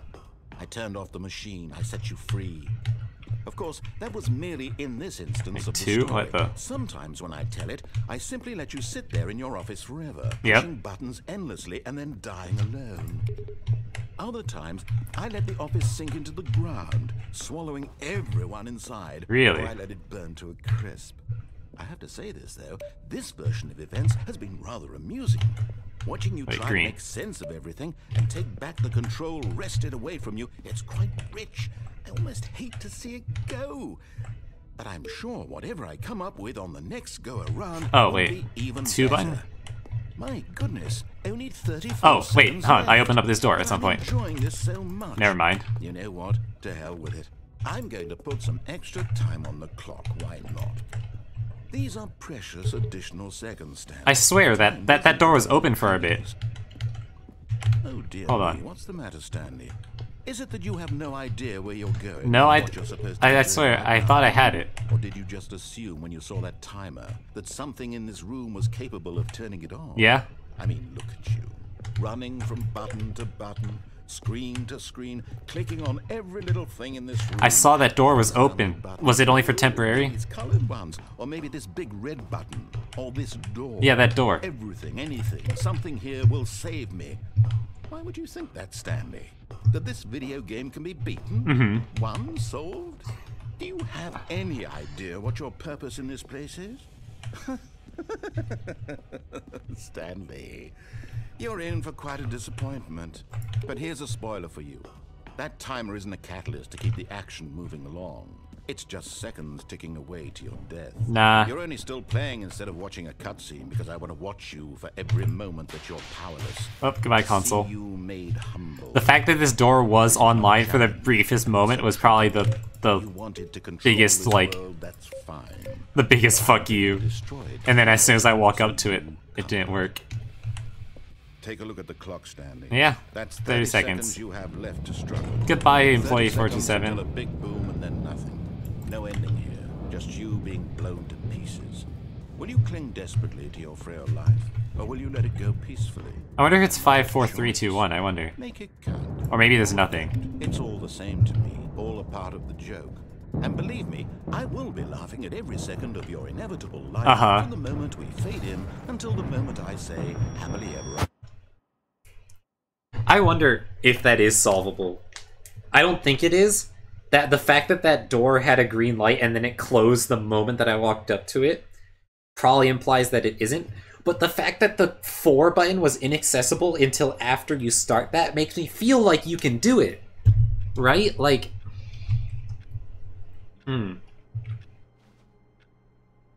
I might need to look that one up later. Stanley decided to go to the meeting room to check on his co-workers. He never functioned well by himself and constantly needed support and guidance from others, so the thought of total solitude was terrifying to him. Well, fuck you too, narrator. Don't call me out like that. No matter how hard Stanley looked, he couldn't find a Okay, yep, trace I of his know. co-workers. No coworkers. No bitches. Alright, I think we've got like one more major ending on the left side, and then that should be everything that I can think of from the base game that I want to When do. Stanley came to a set of 2 open doors, he entered the door on his left. Frame rate, please. I beg of you. Yet there was not a single person here either. Feeling a wave of disbelief, Stanley decided to go up to his boss's office. No, he did not. Coming to a staircase, Stanley walked upstairs to his boss's office. Nah, he didn't. But Stanley just couldn't do it. Yeah. He considered the possibility of facing his boss, admitting he had left his post during work hours. Where the He might wait. be fired for that. Yeah. And in such a competitive economy, why had he taken that risk? Look, there's like a recession All around the because he corner, believed right? Everyone had vanished. His boss would think he was crazy. Yeah. And then something occurred to Stanley. Maybe, he thought to himself, maybe I am crazy. All of my co-workers blinking mysteriously out of existence in a single moment for no reason at all. Wait, what the fuck was that None of room? it made any logical sense. I was gonna point out how that room, like how did the car get in there? And then I was like, oh, okay, maybe it went through that little, like, the gate there. But I'm like, there's 2 parking spaces here. One of them you can't even really get into either. And then there's the A and B parking spaces, which overlap with the other ones. Like, how does that work?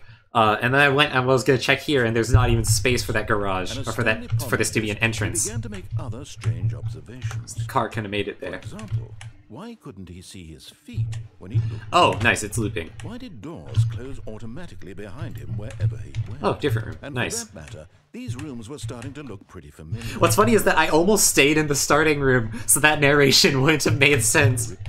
No, Stanley said to himself, this is all too strange. This can't be real. And at last, he came to the conclusion that had been on the tip of his tongue. He just hadn't found the words for it. I'm dreaming, he yelled. This is all a dream. He actually can't talk, so... What a relief. Also, some of these rooms are, it's like a tune, it's like slightly different each time. His co-workers weren't actually gone. He wasn't going to lose his job. He wasn't crazy after all. And he thought to himself, I suppose I'll wake up soon. I'll have to go back to my boring real-life job pushing buttons. I may as well enjoy this while I'm still lucid.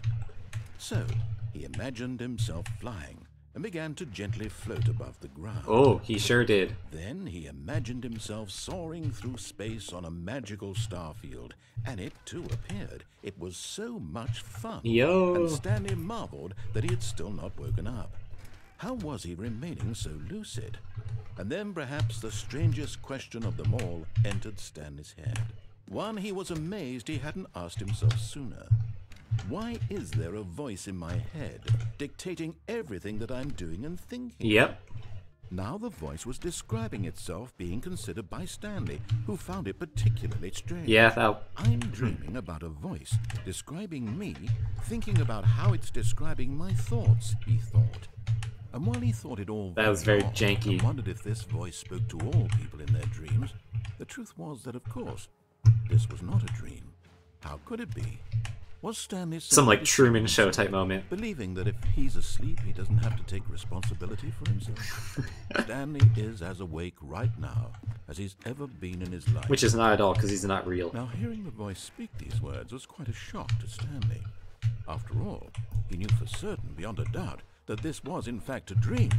Did the voice not see him float and make the magical stars just a moment ago? He didn't make How them, else though. would the voice explain all that? The game this did. Voice was a part of himself too. Surely, if he could just...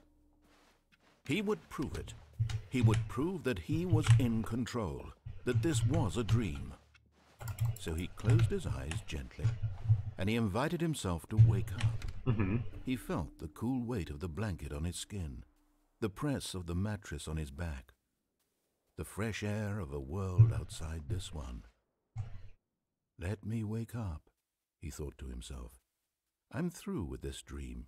I wish it to be over. Let me go back to my job. Let me continue pushing the buttons. Please, it's all I want. I want my apartment and my wife. Which is also not real. My job. All I want is my life exactly the way it's always been. Nope, you haven't had a life up until this My point. life Only is exposition. normal. I am normal. Sorry, buddy. Everything will be fine. That's the curse of being a character. Nothing is real for you. Okay. Your history doesn't exist. It only exists to the extent that we've been told about it.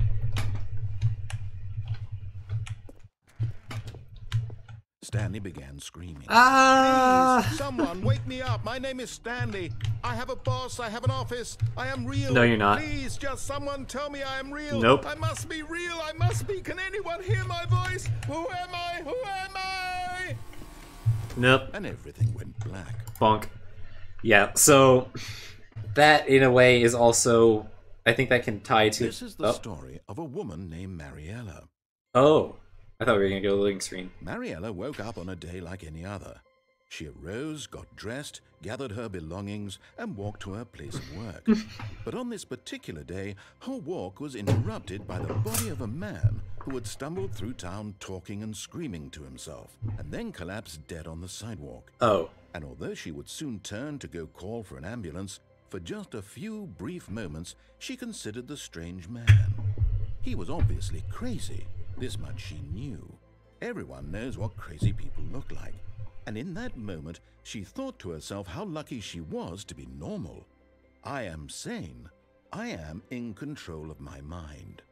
I know what is real and what isn't. Nope, sorry. It was comforting to think this, and in a certain way, seeing this man made her feel better. Sorry, ma'am, you're Then not, she remembered the meeting she had scheduled for that you're not any better. the very important people whose impressions of her would affect her career, and by extension, the rest of her life. She had no time for this, so it was only a moment that she stood there, staring down at the body. And then she turned and ran. Sorry, Marielle, or whatever your name was, but, yeah, you actually have even less control, possibly, or less of a life than Stanley does.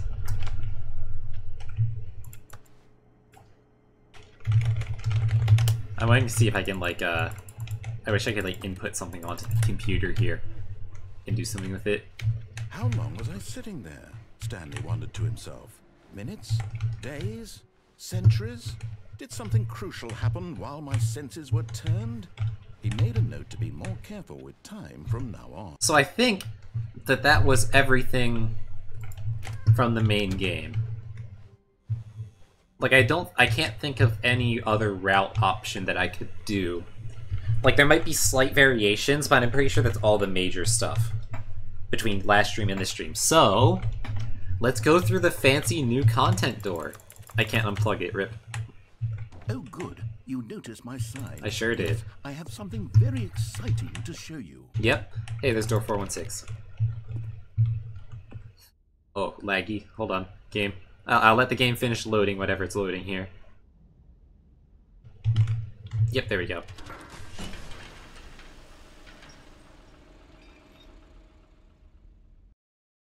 New content. Come on, baby. Let's go. Got the fresh shit. Let's see what's happening. Come on. Come on, give it to me. Oh, new content. Nice. We passed through that gate, I guess. Oh, this was the elevator from last time. Right, okay. You see, Stanley, I've been reflecting on the Stanley Parable and about how roundly disappointing this ultra deluxe version has turned out to be. The original Stanley Parable was a landmark, and any new content for it should live up to that legacy. Last time he talked about this, he went to the Steam reviews and invented a button that broke the world. So forget this ultra deluxe nonsense. I say we take it one step even further. Which is why I'm very proud to announce for the first time ever the Stanley Parable 2. Oh. The end is never the end again. Yes, you see, isn't this far superior to a measly re-release with a few minor additions? Think of all the new territory we'll cover with a fully fledged sequel. Okay. An entirely new experience, built from the ground up. Okay. Why, there are so many possibilities. It could go in so many different directions. This is what fans have truly been asking for. Sorry, I'm just trying to get up on... Yeah, there we go. Oh, wait, hold on. Sad, I can't get up out of there. This is new. 427, oh my god. Calling it the Stanley Parable 2 is just so much catchier than Ultra Deluxe, don't you think? Ultra Deluxe? What does it even mean? But the Oh, the adventure line there? 2. Now that's an artistic statement right there. It's future-oriented. It screams progress and innovation and long-term franchising potential. Right. I like going from like the... I love how now... Okay, this is cool, hold on. The fact that the old office was like very much like an older office vibe, and then this one's giving like new like modern office with like screens with like motivational things on it rather than just motivational posters, like the sleeker colors and all that. Or by sleeker I mean gray rather than beige. Like the... Yeah, this screams like modern office.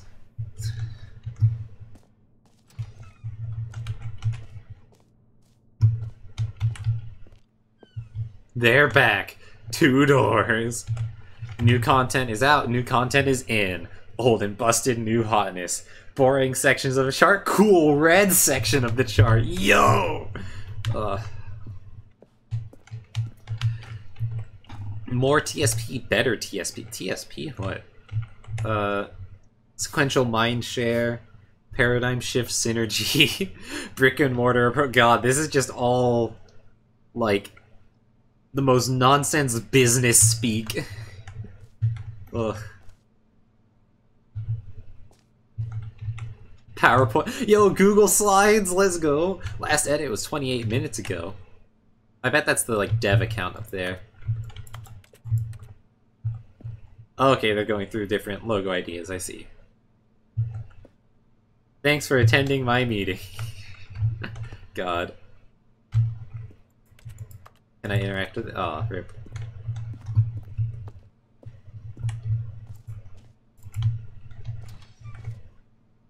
Two. Oh my god. 2 Stanleys. Double the Stanleys, double the fun. Yeah. I haven't quite nailed down what exactly the Stanley Parable 2 is going to be, but let's take a look at some of the features I've been developing for it. I figure that if I can loosely organize a handful of interesting concepts, that surely the game will sort of naturally spring up around them. It'll all work itself out. Game development is much more of a fuzzy magic than anything scientific or logical, really. It's a bit of both. Sequels are good. Portal 2, yeah, based. Half-Life 2, yeah. Arkham Asylum, Divinity, Original Sin, Aladdin 2, Return of Jafar, Dark Souls 2. Crab! Giant Enemy Crab, the ultimate sequel. 2. Meeting at 2 p.m. Yeah, no, like, to an extent, you have to, like, it is sort of like organic, where you come up with a core concept and do stuff around it, but you do still need to have a direction, right? That is what a director is for. So we'll see how this goes.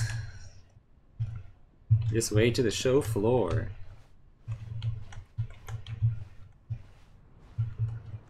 Oh, there's a bus. Nice. The new content bus. Let's see what's up here. Nice stool. Yo, this looks sick. Here we are. Go on. Try out some of the new features. Let's see. The reassurance bucket. What's the office decoration? Ooh, let's check that out. The reassurance bucket, the button that says the name of the player that is playing the game. I have a feeling it doesn't actually say my name, and I'm gonna take a bet on that. If this VOD gets privated, then you'll know why. Like the merch. Let's go to the fun button. Hear your name in the game. That's new. God. Wait, what's up this way? Oh, epilogue. An epilogue would be fun, wouldn't it, Stanley? Oh, yes. I guess. We'll go at the end of the, well, we'll figure that out later. After you get all of the endings, right? Yeah, you need to do all the endings and then you get the epilogue. That's the problem with a narrative-driven, with a game that has this type of narrative. You can't have one be a definitive ending. For the Parable 2, I asked myself, what do players really want? And of course, the first and most obvious answer is that they want to be individually recognized and validated as people. So with that in mind, my first addition to the game is this button which speaks the name of the person playing the game. Isn't that wonderful? Sure. Now, I will say, first of all, I will say 2 things. First of all, this almost feels like a mockery of that other section that I was just praising with the, where it talks about the cut content and whatnot. This seems to be making fun of that very much so. Or, like, playing off of it. Not making fun of it, but, like, having someone do that poorly. But then, second of all, this is definitely mocking those sorts of games that, like, that try to be meta in a different way, like ones that reach out, so they'll use like emails to like your player email, or they'll like try to do other stuff, or games that specifically tailor themselves to one particular Let's Player. I know that's a thing as well. I have a feeling that's what this is sort of riffing off of. Alright, what's my name? Jim. Sorry, I should have clarified. Right now, the button only says the name Jim. Oh, right, of course. Of course, in the final game, this button will say your name, whatever name that is. Here, let's have you role play. Sure, I'll be Jim. Really simulate I'll be the Jim this. experience of this feature. Just play along. I promise you'll love it. Jim will be short for Here Jimis. we go. Let's take a deep breath. Okay. Clear your mind. Forget whoever you are and simply become a person named Jim. Alright, alright. I want you to I imagine yourself Jim. living as Jim. It's okay, I can do this. I play D&D all the time. I'm a VTuber. I can imagine myself. I can do other names. Jim, seizing all of the Come on. world's possibilities as Jim, and as Jim, watching your dreams crumble into dust. Yeah. Do you feel it deeply? Yep. Are you really? It's me, Jimis right Nokana. now? If so, then please step forward and press the button. Jim. Yes. Oh my god, it just doxed me. What a thrill! What a rush! Holy shit, I need to delete this video. Describe you. Do it again. Do it again. I need to delete this VOD. I can't believe it. They just said my name. It's gonna do it again. Watch out. Everyone, quiet your ears. It hits even harder the second Holy time. shit, If this goes were a hard. feature in the Stanley Parable 2, it would still be worth the money. Let's take a break from the Jim button. I'm too emotionally drained from all of this personal validation. What if can I press it again? I wanna be quote unquote doxed again. Whoa there, cowboy. Sometimes a person can be too much Jim. I'm Slim Put the Jim. button away. Otherwise, soon you'll start to lose all sense of who you actually are. Jim, it's me, I'm Jim. I loved how you can still press it while it's sliding down. That's so good. Alright, rip Jimis. It's back. It's me, Innes again. I feel like there's so many doors here, and this giant window, light, dark mode, light mode.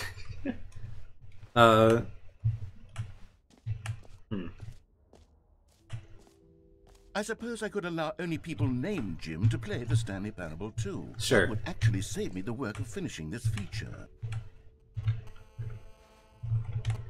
Oh. What is this? The new updated ray trace, more of the same, but in a good way sequels. Oh my god, look at how overdone that carpet is. It doesn't need to be that detailed. Oh my god. Consistent quality with just the right amount of change. The baby is all grown up! Oh my god, that's amazing. The button that says Jim. I love the no screenshots thing, as if this is like I'm under NDA or whatever right now. Also, what is that guy up there? Hold on. Wait, we're gonna have to explore that. You heard Jim in the game! Yo! But where's the office supplies? Or the office decorations? Yeah, here we go. The bucket will come later. Okay, I'll be honest, I haven't yet decided on this one. I think that in the new version, the office could use a bit of decoration, like balloons. But I'm undecided on Get Well Someday and Happy 12th Birthday. Which would you go with? 12th birthday. Would that be when the game came out? No, okay, let's do this one. You know, sometimes when you solicit another person's opinion, it makes you realize that you knew Yep. which one you actually really wanted all along. Get Well Someday it is. It's like the when you flip a coin to decide. Oh wait. Maybe I should have gone with... No, I've made my decision. We're moving on. Come now. You've already made your choice. It's true that you chose badly, but we all have to move on from our mistakes. Yeah, sure. But you know, you could change your mind to the right decision. But also, I love the idea that, like, you know, I've done this a lot myself too, where I'll like use a random number generator or like flip a coin to decide something, and then I'll just be, no, never mind.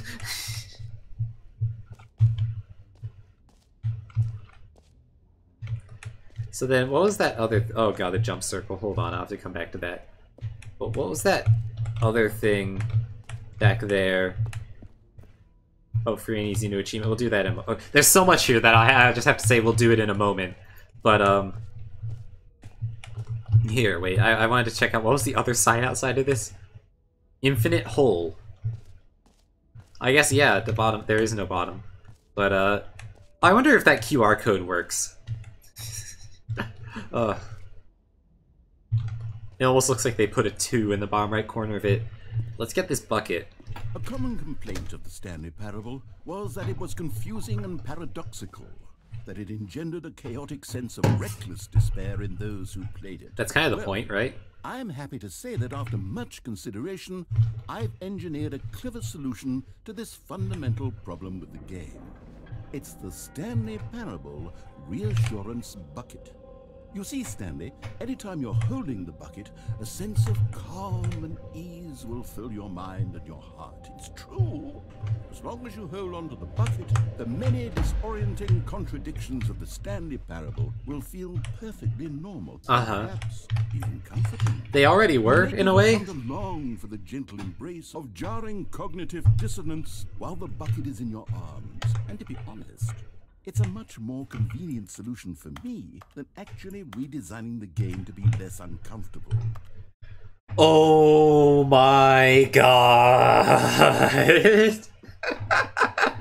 Holy shit. Okay, there's a lot to unpack there. First of all, I will say that I was just talking about how this game made me feel more comfortable because of its acknowledgement of the disturbing topics of free will and whatnot. But I love the idea that I feel like this is taking the shit on another thing where it's just like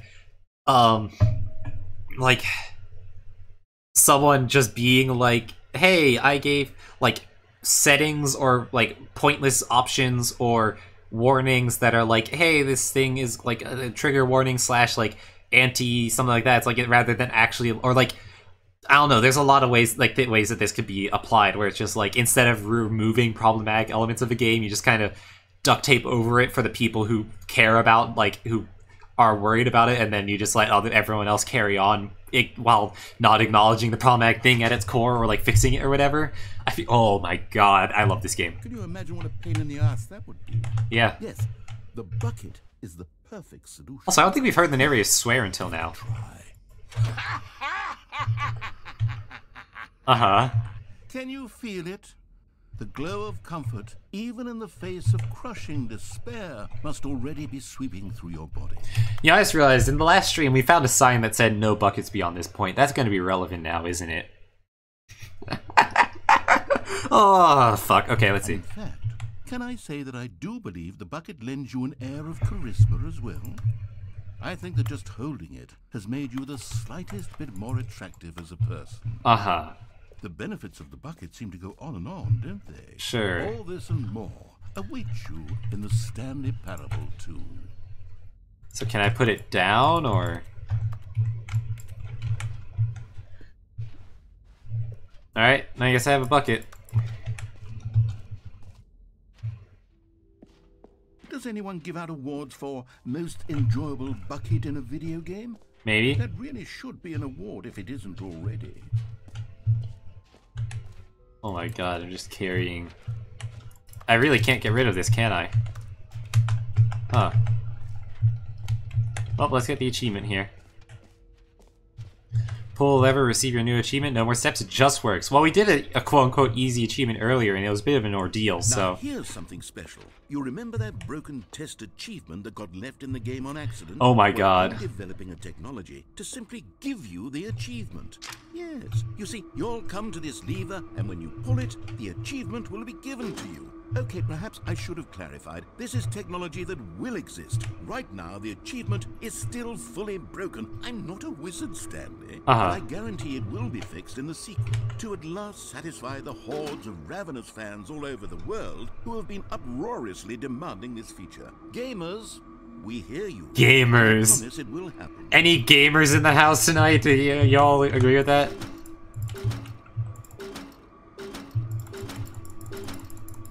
No, we will get this. Oh god, frame rate. Stream frame rate, please. Okay. Come on. Do I need to fill that up somehow? Hold up. There's gotta be a way to get this achievement. Let me double check. Is this achievement in the game? Test achievement, please. Okay, wait, hold on. Description, replace. Okay, gotcha. Oh god, there's gotta be a way to do this.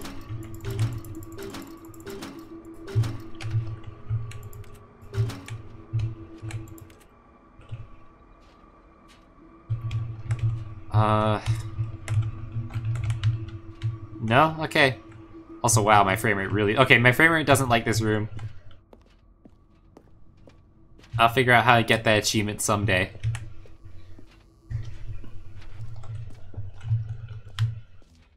What else? What other exhibits haven't we seen yet? The Infinite Hole. I still want to check out the Infinite Hole.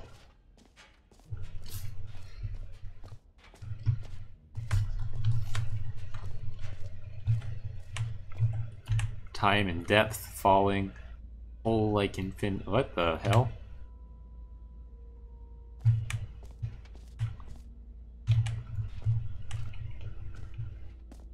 It just keeps going.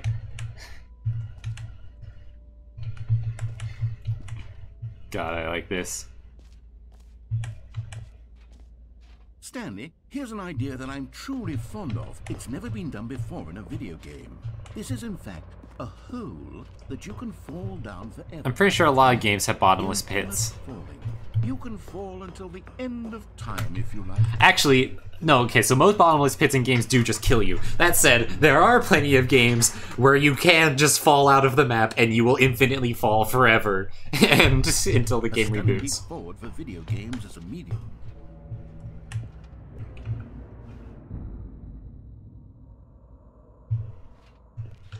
I don't know if I want to jump down that yet.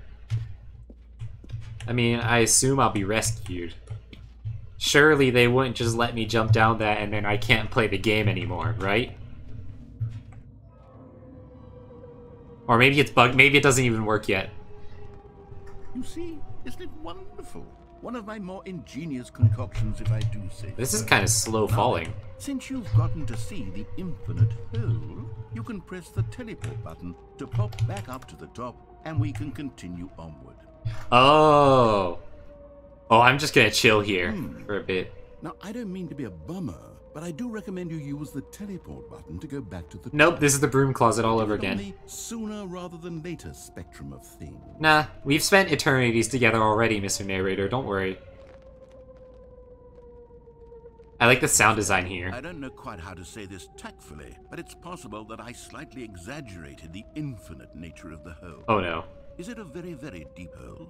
To be certain it is. It's an extremely deep hole. Right. I don't want anyone to say that it isn't an astonishingly deep hole. It is. Right. Is it infinite?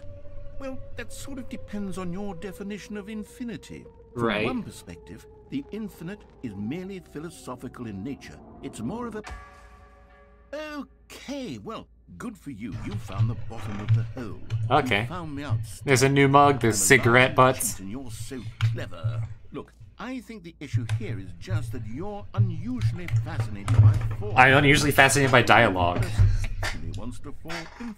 Anyone who breaks out of bounds. The hole was as deep as anyone would actually need. Don't you put this on me. Maybe you're the problem. Just do the thing that Super Mario 64 does, where it just loops the hole. Look, things got a little heated there. I think we both said some things we didn't mean. No. Why don't we just put all this behind us and agree to just call the hole mostly infinite? Nah, you can tell that to your investors, I guess, Then but... go ahead and press the teleport button to warp up to the top of the hole and we can move on. No, this doesn't I'll work just for be up me. here when you're ready. No. No, sorry, buddy. You gotta acknowledge this hole isn't infinite. I've seen some infinite falling in games before, and this ain't it.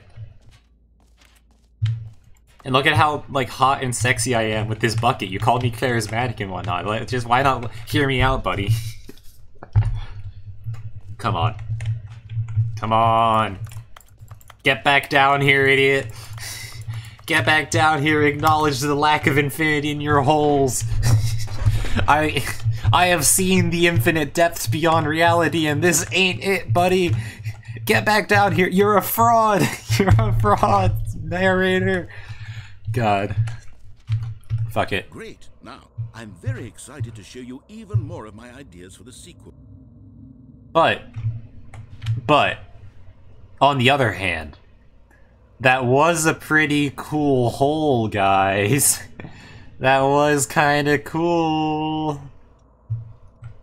Oh, for heaven. You see, I was right. The problem is you. Yep. The problem is that you like holes too much. I don't. Okay, I was about to say I'm a big hole enjoyer, but I don't think I want that to be on my permanent record, so I'm just gonna not say it. A normal person would have said, yep, that's an infinite hole right there, goes on forever till the end of time. Don't need to see it all, but not you. Oh, no, no, no, no. You have a weird sort of... It was shorter this time. Did the hole seem even shorter to you this time? Yeah. I couldn't help but feel like you spent a little less time in there than you did before. I mean, admittedly, I didn't make an infinite hole, but I didn't think it was that not infinite. Well, I suppose once again there's nothing to do here. If you decide you've had enough of the hole, oh, we're gonna hit the teleport button and come join me. We're gonna make the floor rise up all the way back up, and it's gonna be a pillar. Okay, but wait, so... oh, God. Had enough? I'm positively thrilled. No, we got it. Hold I on. really do have so much more to show you and to talk about, and I've had enough of the hole for a lifetime. No, more hole time. Look, I deal with an eldritch entity that exists beyond the realms, beyond the edges of reality. I've seen the infinite. And I will make my point very clear that this is not the abyss that I know and love. This is not the abyss that you can see in the background of my screen. This is not it. This the one in my starting, the one right there. This isn't that abyss. This isn't that. And I need to make that point abundantly clear. So, tally fucking ho, yeehaw. Gosh, how could I have guessed? You're back in the hole. Uh-huh. If this starts to become a thing where... Wow. Okay. Yeah. I'm starting to become extremely certain that the hole is not only not infinite, but that it's growing steadily less and less infinite. Yeah. I suspect that I'm starting to hit the point where it's no longer feasible to call the hole infinitely deep. Yeah. Even by the lax overall standards for accountability in marketing. Yeah. What's going on here? Stanley, I have no explanation for the uncertain nature of the hole's length. Here, let's try something. Let's pop back up to the top, and we'll see if it gets any shorter. Sure, why not? Well, there it is. Oh. The shame of my lie has come to haunt me. Not only is the hole not infinite, but it's barely even a hole at this point. It's more of a concavity, or even a very Aggressive divot. Okay, yeah, sure. How is this still appealing to you? It's like a kiddie pool. I know you're obsessed with holes. Don't but tell this me that. depth, I just can't see this scratching the itch. Oh, who am I? It's not about the hole anymore. It's You about just seeing what do happens. Whatever it is you're here to do, and hit the teleport button when you're ready to move on. I love how I can't jump, so I have to use the teleport.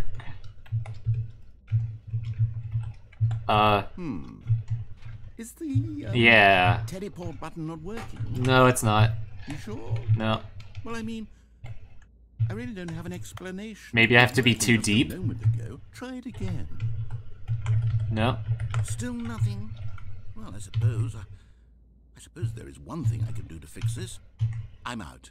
Goodbye, Stanley. Huh? You couldn't bear to be away from the hole, and now you'll get more time with it than you could ever have asked for. It's a win for everyone. Oh my You get god. to be with the hole. I get to do literally anything else. Nope, you don't exist. You're not a real person. I hope you and the hole have a wonderful rest of eternity.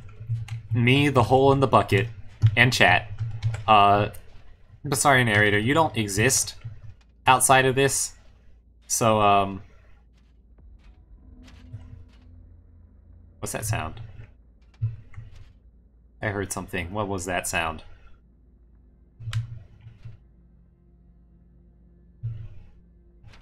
Why is there music? I'm just...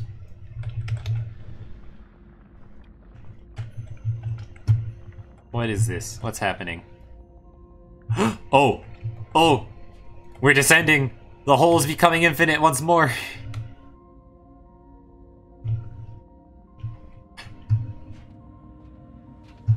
A watched pot never boils, or whatever.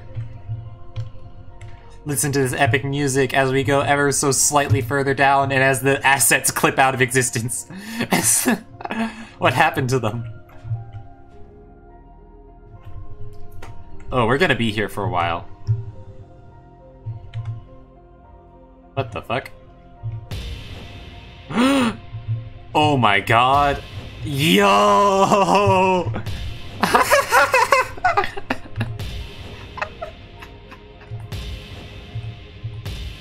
I'm glad they put a cooldown on it. This could be like a beat. Boom.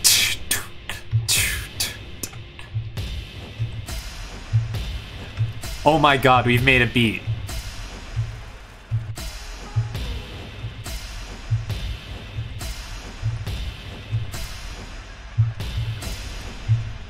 Oh my god.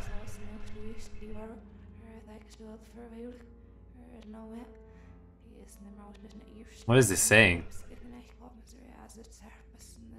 There's some like reverse audio going on here. Now I'm curious.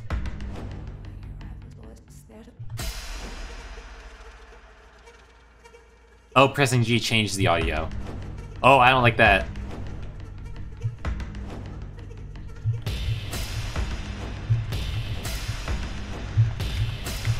I like the space one.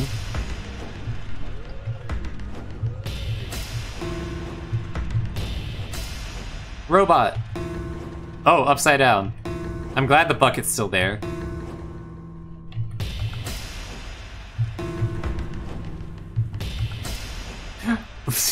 This is like something you see before you die. This is a cursed angle. Oh, that's slightly better. Oh, I love that one.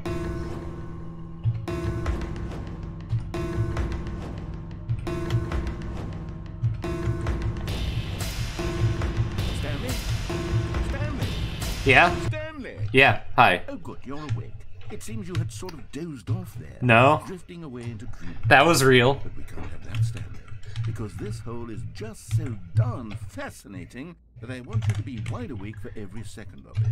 Dude, I was making a sick beat there. Also, I love the idea that this reminds me of the fucking SpongeBob episode with the cardboard box, like the imagination box. And it's just like how Stanley's here imagining grand adventures in this fucking kiddie hole.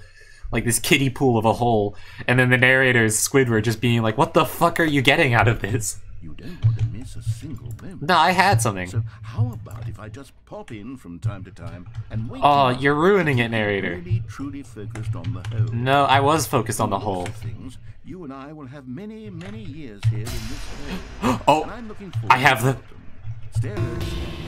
I'll be back. I still had audio controls there for a moment. I still had the power. I was jump scared by pressing G to try to teleport. So wait, every pause button is a Roman numeral 2. Oh, okay, never mind.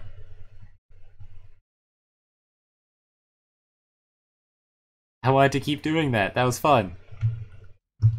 Here we are. Go on. Try out some of the new features. Oh my god, we are just... Huh, this is the new starting point. Well, I'm glad I got everything out of the original game first. I kind of want to... Oh my god, that was fun. I like the noises. The jump circle. You know what? Let's bring the jump circle back for Stanley Parable 2 as well. I don't have any more uses. Oh wait, you already spent all your jumps the first time we saw the jump circle? Yeah. Oh well. I suppose it can just be a nice decorative piece then. Oh my god, I'm missing out on stuff because I didn't have any of the jumps left, aren't I? I bet there was dialogue here if I managed to jump or expend all the jumps there as opposed to everywhere else. Also, I just realized that's meant to be Stanley.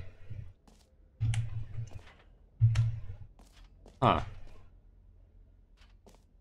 Fine, it ended.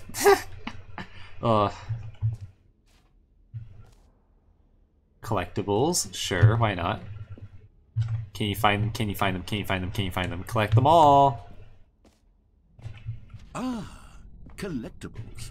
Now it's a real video game. In the Stanley Parable 2, you'll run around gathering up these miniature Stanley figurines. Sure. And what's truly innovative is that there will be no reward for collecting all of them. Oh, that's I evil. don't want to stifle the intrinsic joy of watching a number go up. You simply collect all of them, and then you move the hell on with your unremarkable life. Oh, honestly kind of based, but also very evil.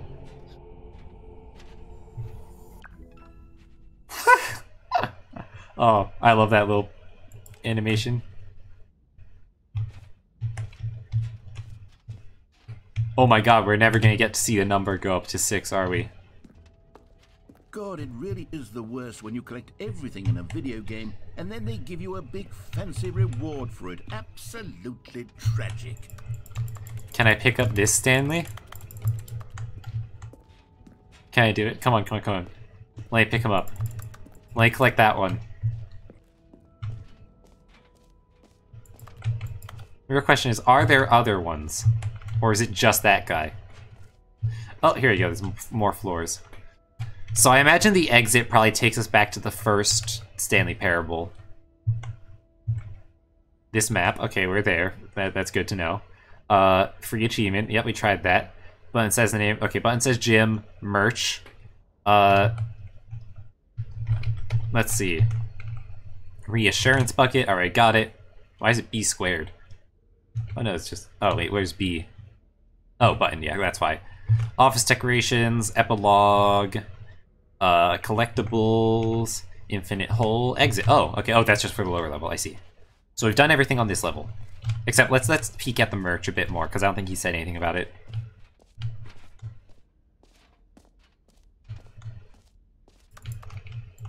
Oh, that's because there's nothing to say. Okay, cool. So, up a floor. I think this is one of the ways to do it. Go up to the epilogue room. I love how every one of these features is slightly worse than they make it think it is. And then they say it is. So what's on floor 2? The achievement, mostly infinite hole. I like how the name changes on here too. Settings world champion. Oh my god.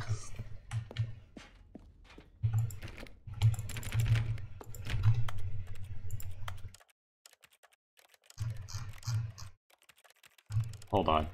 Also, I love the clicking noises in here, but... Oh, do I have to...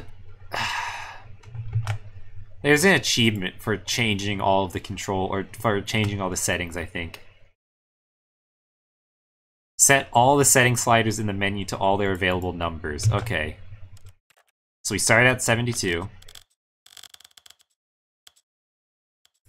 Okay. Camera sensitivity is at 5. Background opacity is 80.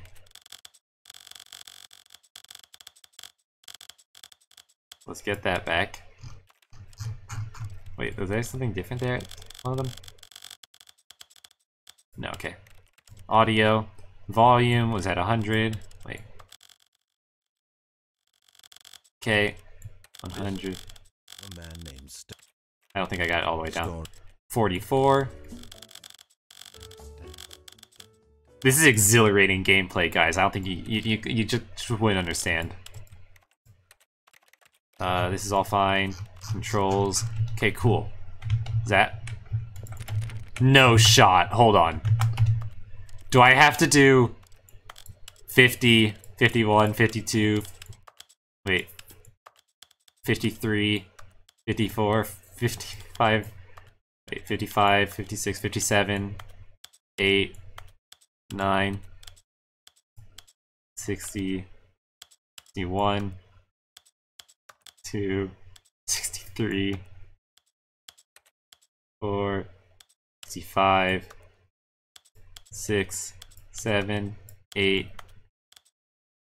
9, 70. What was it? Was that 72 before, right? Okay, so here's what I'm gonna do. Okay, before I finish doing that, I'm gonna see if any of these toggles create more sliders. Oh, I think they do. Yeah! Okay, there we go. This is at 40 before. Close enough.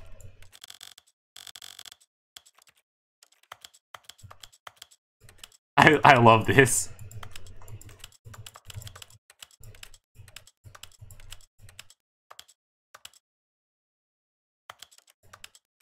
Okay, reticle off.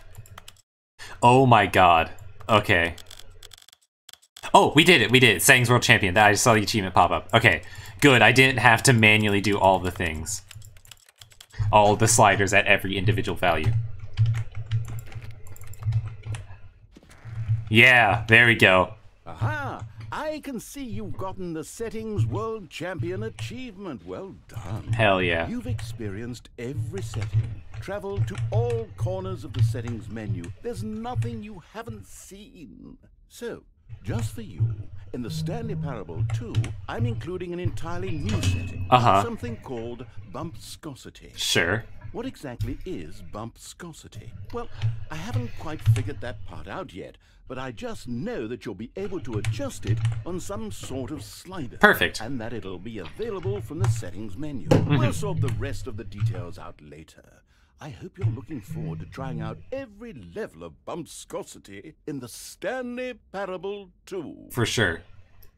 They will never set the setting sliders to every possible setting. Oh my god, look at that trophy. That's for me. I'm the Settings World Champion. Fuck yeah. Alright, let's go. Alright, well, that's it, isn't it? It looks like there might be more up there, but I'm pretty... That's the Stanley Parable 2. That's all I can notice, at least. Surely... Okay. There has to be a way to get this... achievement. Hold on. Nope, this... Okay. If there is a way to do this, I feel like it has something to do with this bar, right? I would need to fill up all 4 of these. I just can't tell how I do that. There's nothing to access back here.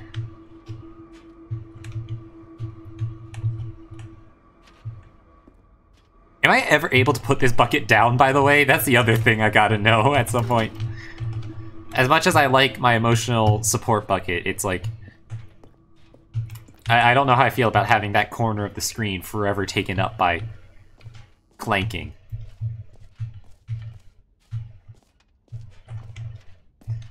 That's a mostly infinite hole. We got 1 out of 6 collectibles, and I don't think there's any more of them, actually. There's stairs that go, like, up to there, but I don't think that's actually real.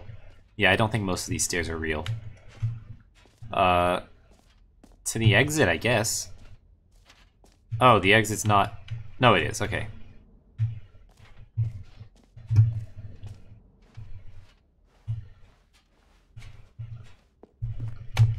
No, this is content.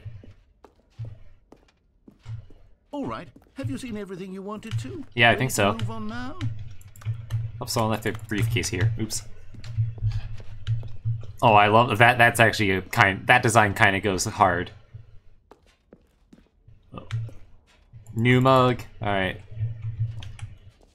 Now, the only thing I'm thinking is that, like...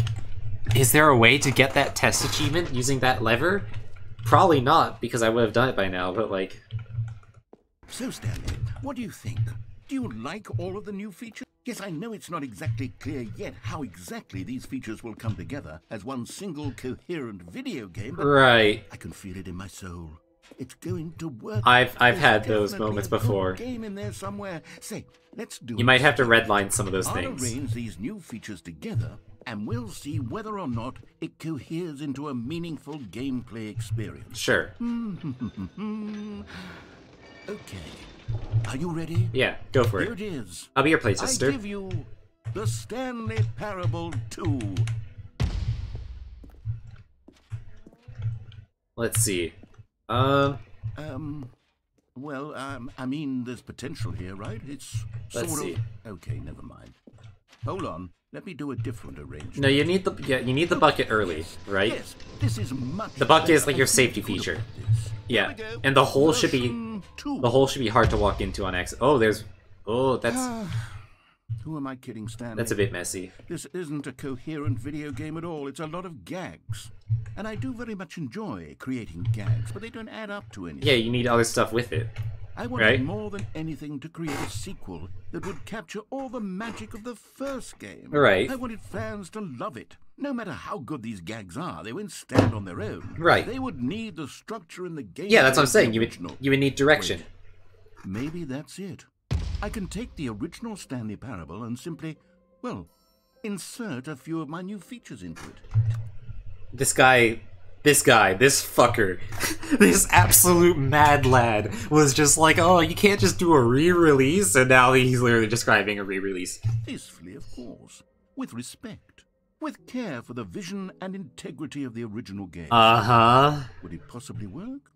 I suppose it could. But it would need a really, really tremendous title screen. A title screen that says with bold and uncompromising conviction, "This is the Stanley Parable 2. Right. Let me see if I can whip something up. Sure. All right, perfect. Go ahead. Take a look. Yeah, give it to me. Come on. Oh my god, this feels like the most default fucking... Oh my god. It's like a fucking zombies game. These settings go hard though. Okay. Oh my god. That definitely is not the magic of the original game. This is the story of No shot! No shot that was actually like the end. Stanley worked for a company Oh my god. where he was employee number Oh fuck. 47. Employee number 47. This is so good. The office He sat at his decorations. desk in room 427 and he pushed buttons on a keyboard. Holy Orders shit. came to him through a monitor on his desk, telling him what buttons to push, Uh-huh. how long to push them, and in what order. Yeah. This is what employee 427 did every day, every month. We've been playing this game for like 5 hours now. Considered it Total. soul-rending, Between this stream and the last every stream. moment that the And we are just now getting to like though he had been the made Stanley Parable 2. this job, Also wait, this room is... Stanley was happy. This isn't quite right, I think. And then one day, something very peculiar happened. Something that would forever Oh my change god. Stanley. Something he would never quite forget. There's so much more He stood game. at his desk for nearly an hour when he realized that not one single order had arrived on the monitor. Oh, this means I have to find the machine. Holy shit. Showed up to give him instructions, call a meeting, or even say hi.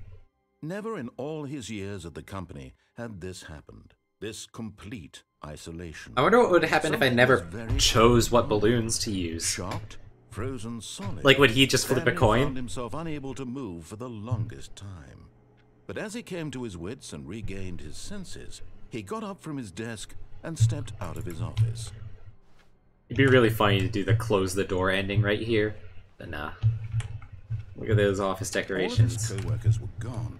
What could it mean? Oh, this one's tied to the Stanley lamp. decided to go to the meeting room. Perhaps he had simply missed a memo. Perhaps he did. Is the new content door gone? Oh, I think it is. The bucket. Oh, fuck. There, oh, wait, there's like a Ballard right there or something. Do I take the bucket with me? Fuck it, we bucket. Stanley picked up the bucket. Oh, no.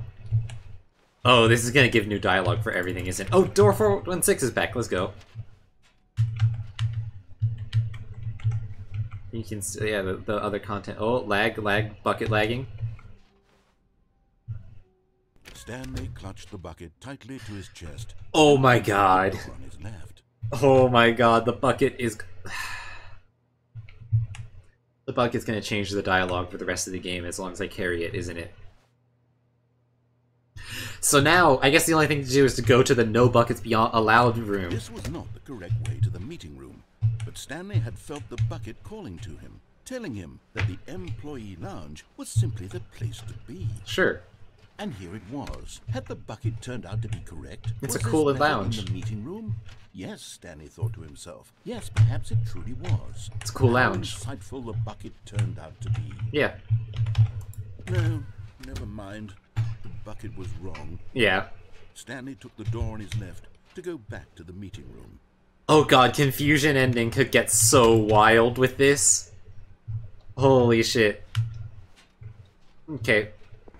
Also lag? No, Said the bucket. don't go to the meeting room. Go somewhere else. The cargo lift, yes. Go there. Go to the cargo lift. Oh, I love the bucket. Well. Good, said the bucket. Now ride the lift all the way to the top. There's something up there I need you to do. No. Stanley did not question why or how this bucket was speaking to him. It's... It should have alarmed him, of course, because buckets can't talk. Yeah, it's the narrator trying to get not me. To think about this obvious fact. He was firmly convinced that the bucket had spoken to him, and he unthinkingly did whatever the bucket asked. No.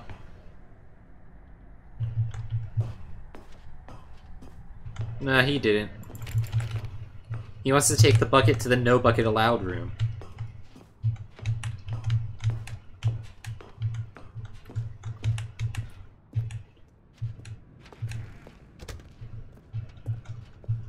There was a sign. There was a sign here. No, stop.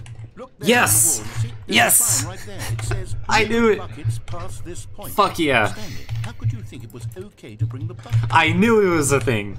What if the problem is that you actually don't know what is a bucket and what isn't? That is not the problem. I just don't know how to put it That down. would explain a lot about your behavior up to this point. Which, if that's true, well, my goodness, I think we have to do something about it. This misunderstanding could have dire consequences on the entire rest of the game if not addressed quickly and properly. So much of the impact of the story is dependent on your understanding of what is and isn't a bucket. I'm sure it is, narrator. Oh. Here for a moment. Holy shit. I knew this was gonna be something good. I'm glad I remembered this from last time.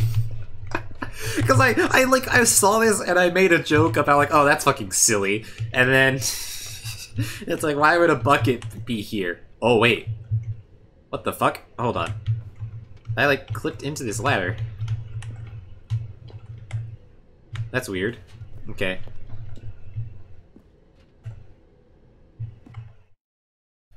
Alright, Mr. Narrator, what are you gonna teach me about oh my god.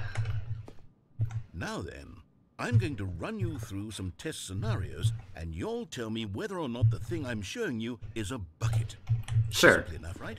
This should tell us everything we'll ever need to know about what is or is not a bucket. Oh my god. I bet what? The pause screen.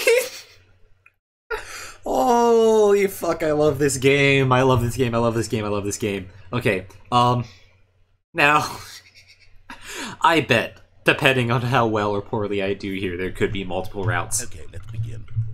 Or more dialogue to explore. Item 1. Is this a bucket? Yeah, looks like it. Oh, that's a sound Incorrect. effect. It is What? a hologram of a bucket, not an actual bucket. Oh, well, I mean, this is a video game, of course. Wait. Item 2. Is this a bucket? It rattled when it stopped, surely. Incorrect.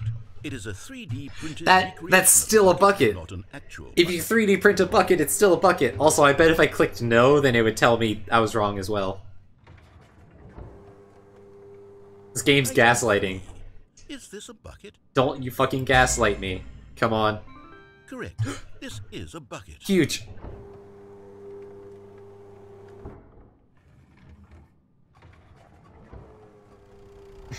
Item 4.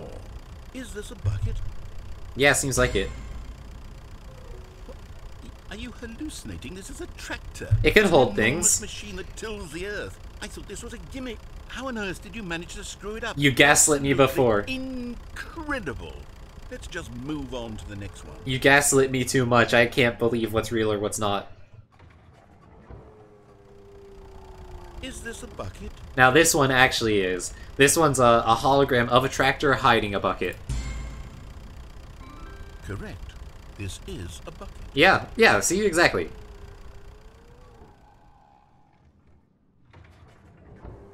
I bet if I went back and tried to get all of it correct, it might Is work this a out. bucket? I wonder how it would work. Trick question. Both. Gotcha. Oh, okay, sure. The quantum super bucket. Item... Wait, hold on. I can't find the next one. Let me see. It should be around here somewhere. Is it because I'm holding it?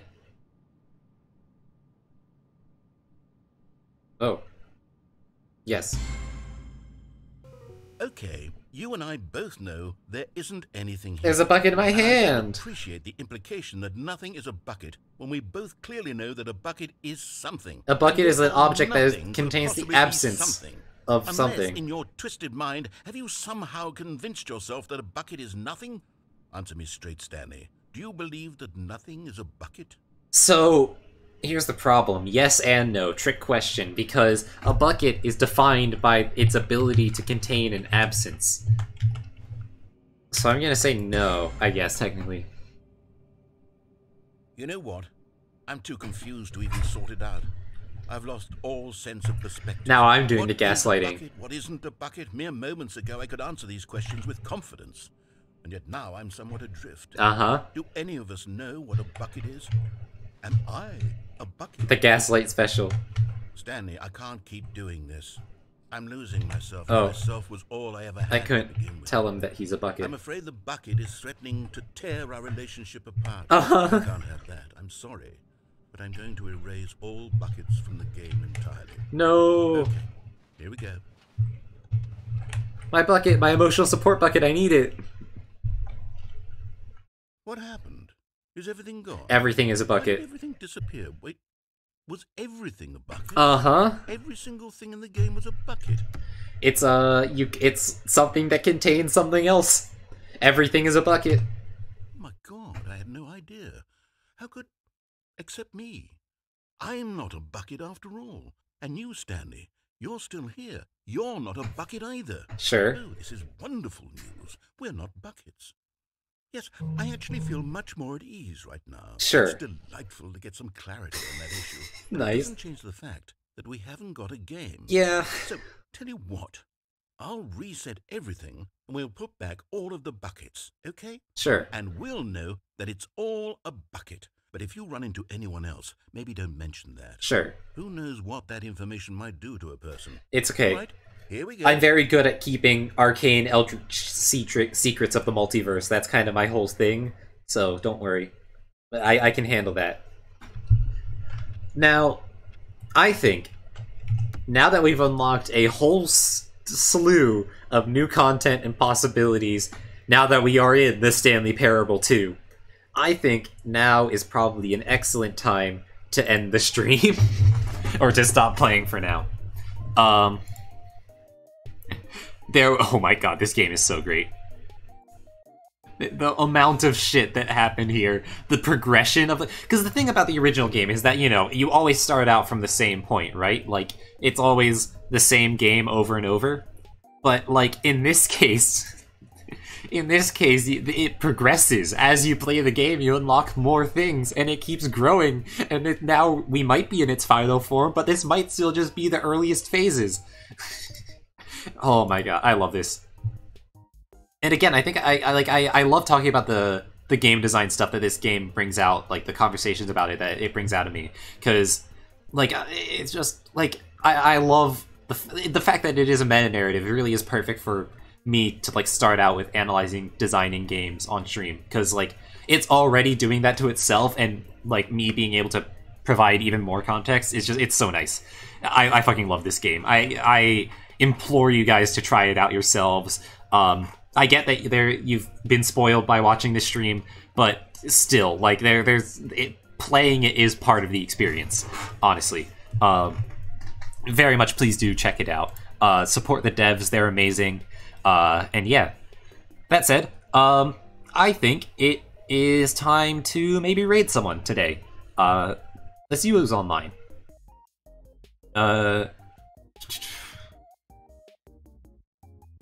Oh, you know what? Hold on. Let's see. Let me open up Twitch to see who all is online, and to peek into streams to make sure they're not like ending right now.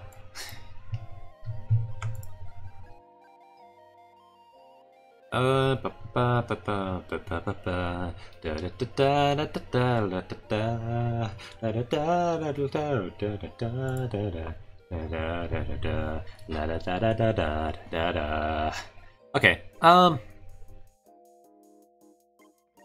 let's see. I don't know, do you guys who are still here have an idea? Do you have you all want to do a raid, or you want to like raid just like, I know there's that one Twitch channel that's just like ducks. You all want to visit some ducks today to help chill out after the hype that was the nothing, like the empty hole or the infinite hole. Y'all want to do that? I know that was very exhilarating for you all. Y'all want to chill out after that? I think I could appreciate some ducks right now. What's the channel called? Is it this one? Yeah, okay. Alright, we're gonna raid some ducks. We're gonna watch some ducks. And also, once again, shout out to, thank you to Moirai for bringing her community here. I very much appreciate it. And I'm glad to have you and everyone who popped by. So, thank you so much for sticking around. I'll be streaming, well, I'll be putting up a stream schedule in the next couple days for next week. One of the streams I plan on doing is I'm gonna put up a Twitter post this weekend to get a bunch of people to respond, to be like, to basically answer, hey, if your VTuber is in a fight, what's your greatest offensive, defensive, utility, like, aspects, and then what's your greatest weakness? And I'll use the answers of that to do a tournament, like a death battle type tournament between everyone who responds, to try to see who the most powerful VTuber is that pops in. I think that'll be a lot of fun. I might also pick up some roguelikes again. I might play... I also kind of want to go back and try to do some Ascension levels of Slay the Spire. Maybe do some more Binding of Isaac, or maybe some new games, or maybe even go back to Hades, which I started playing a while back but never finished. But yeah. That said, we're gonna go say hi. We're gonna go visit some ducks. Yeah, thank you for popping in.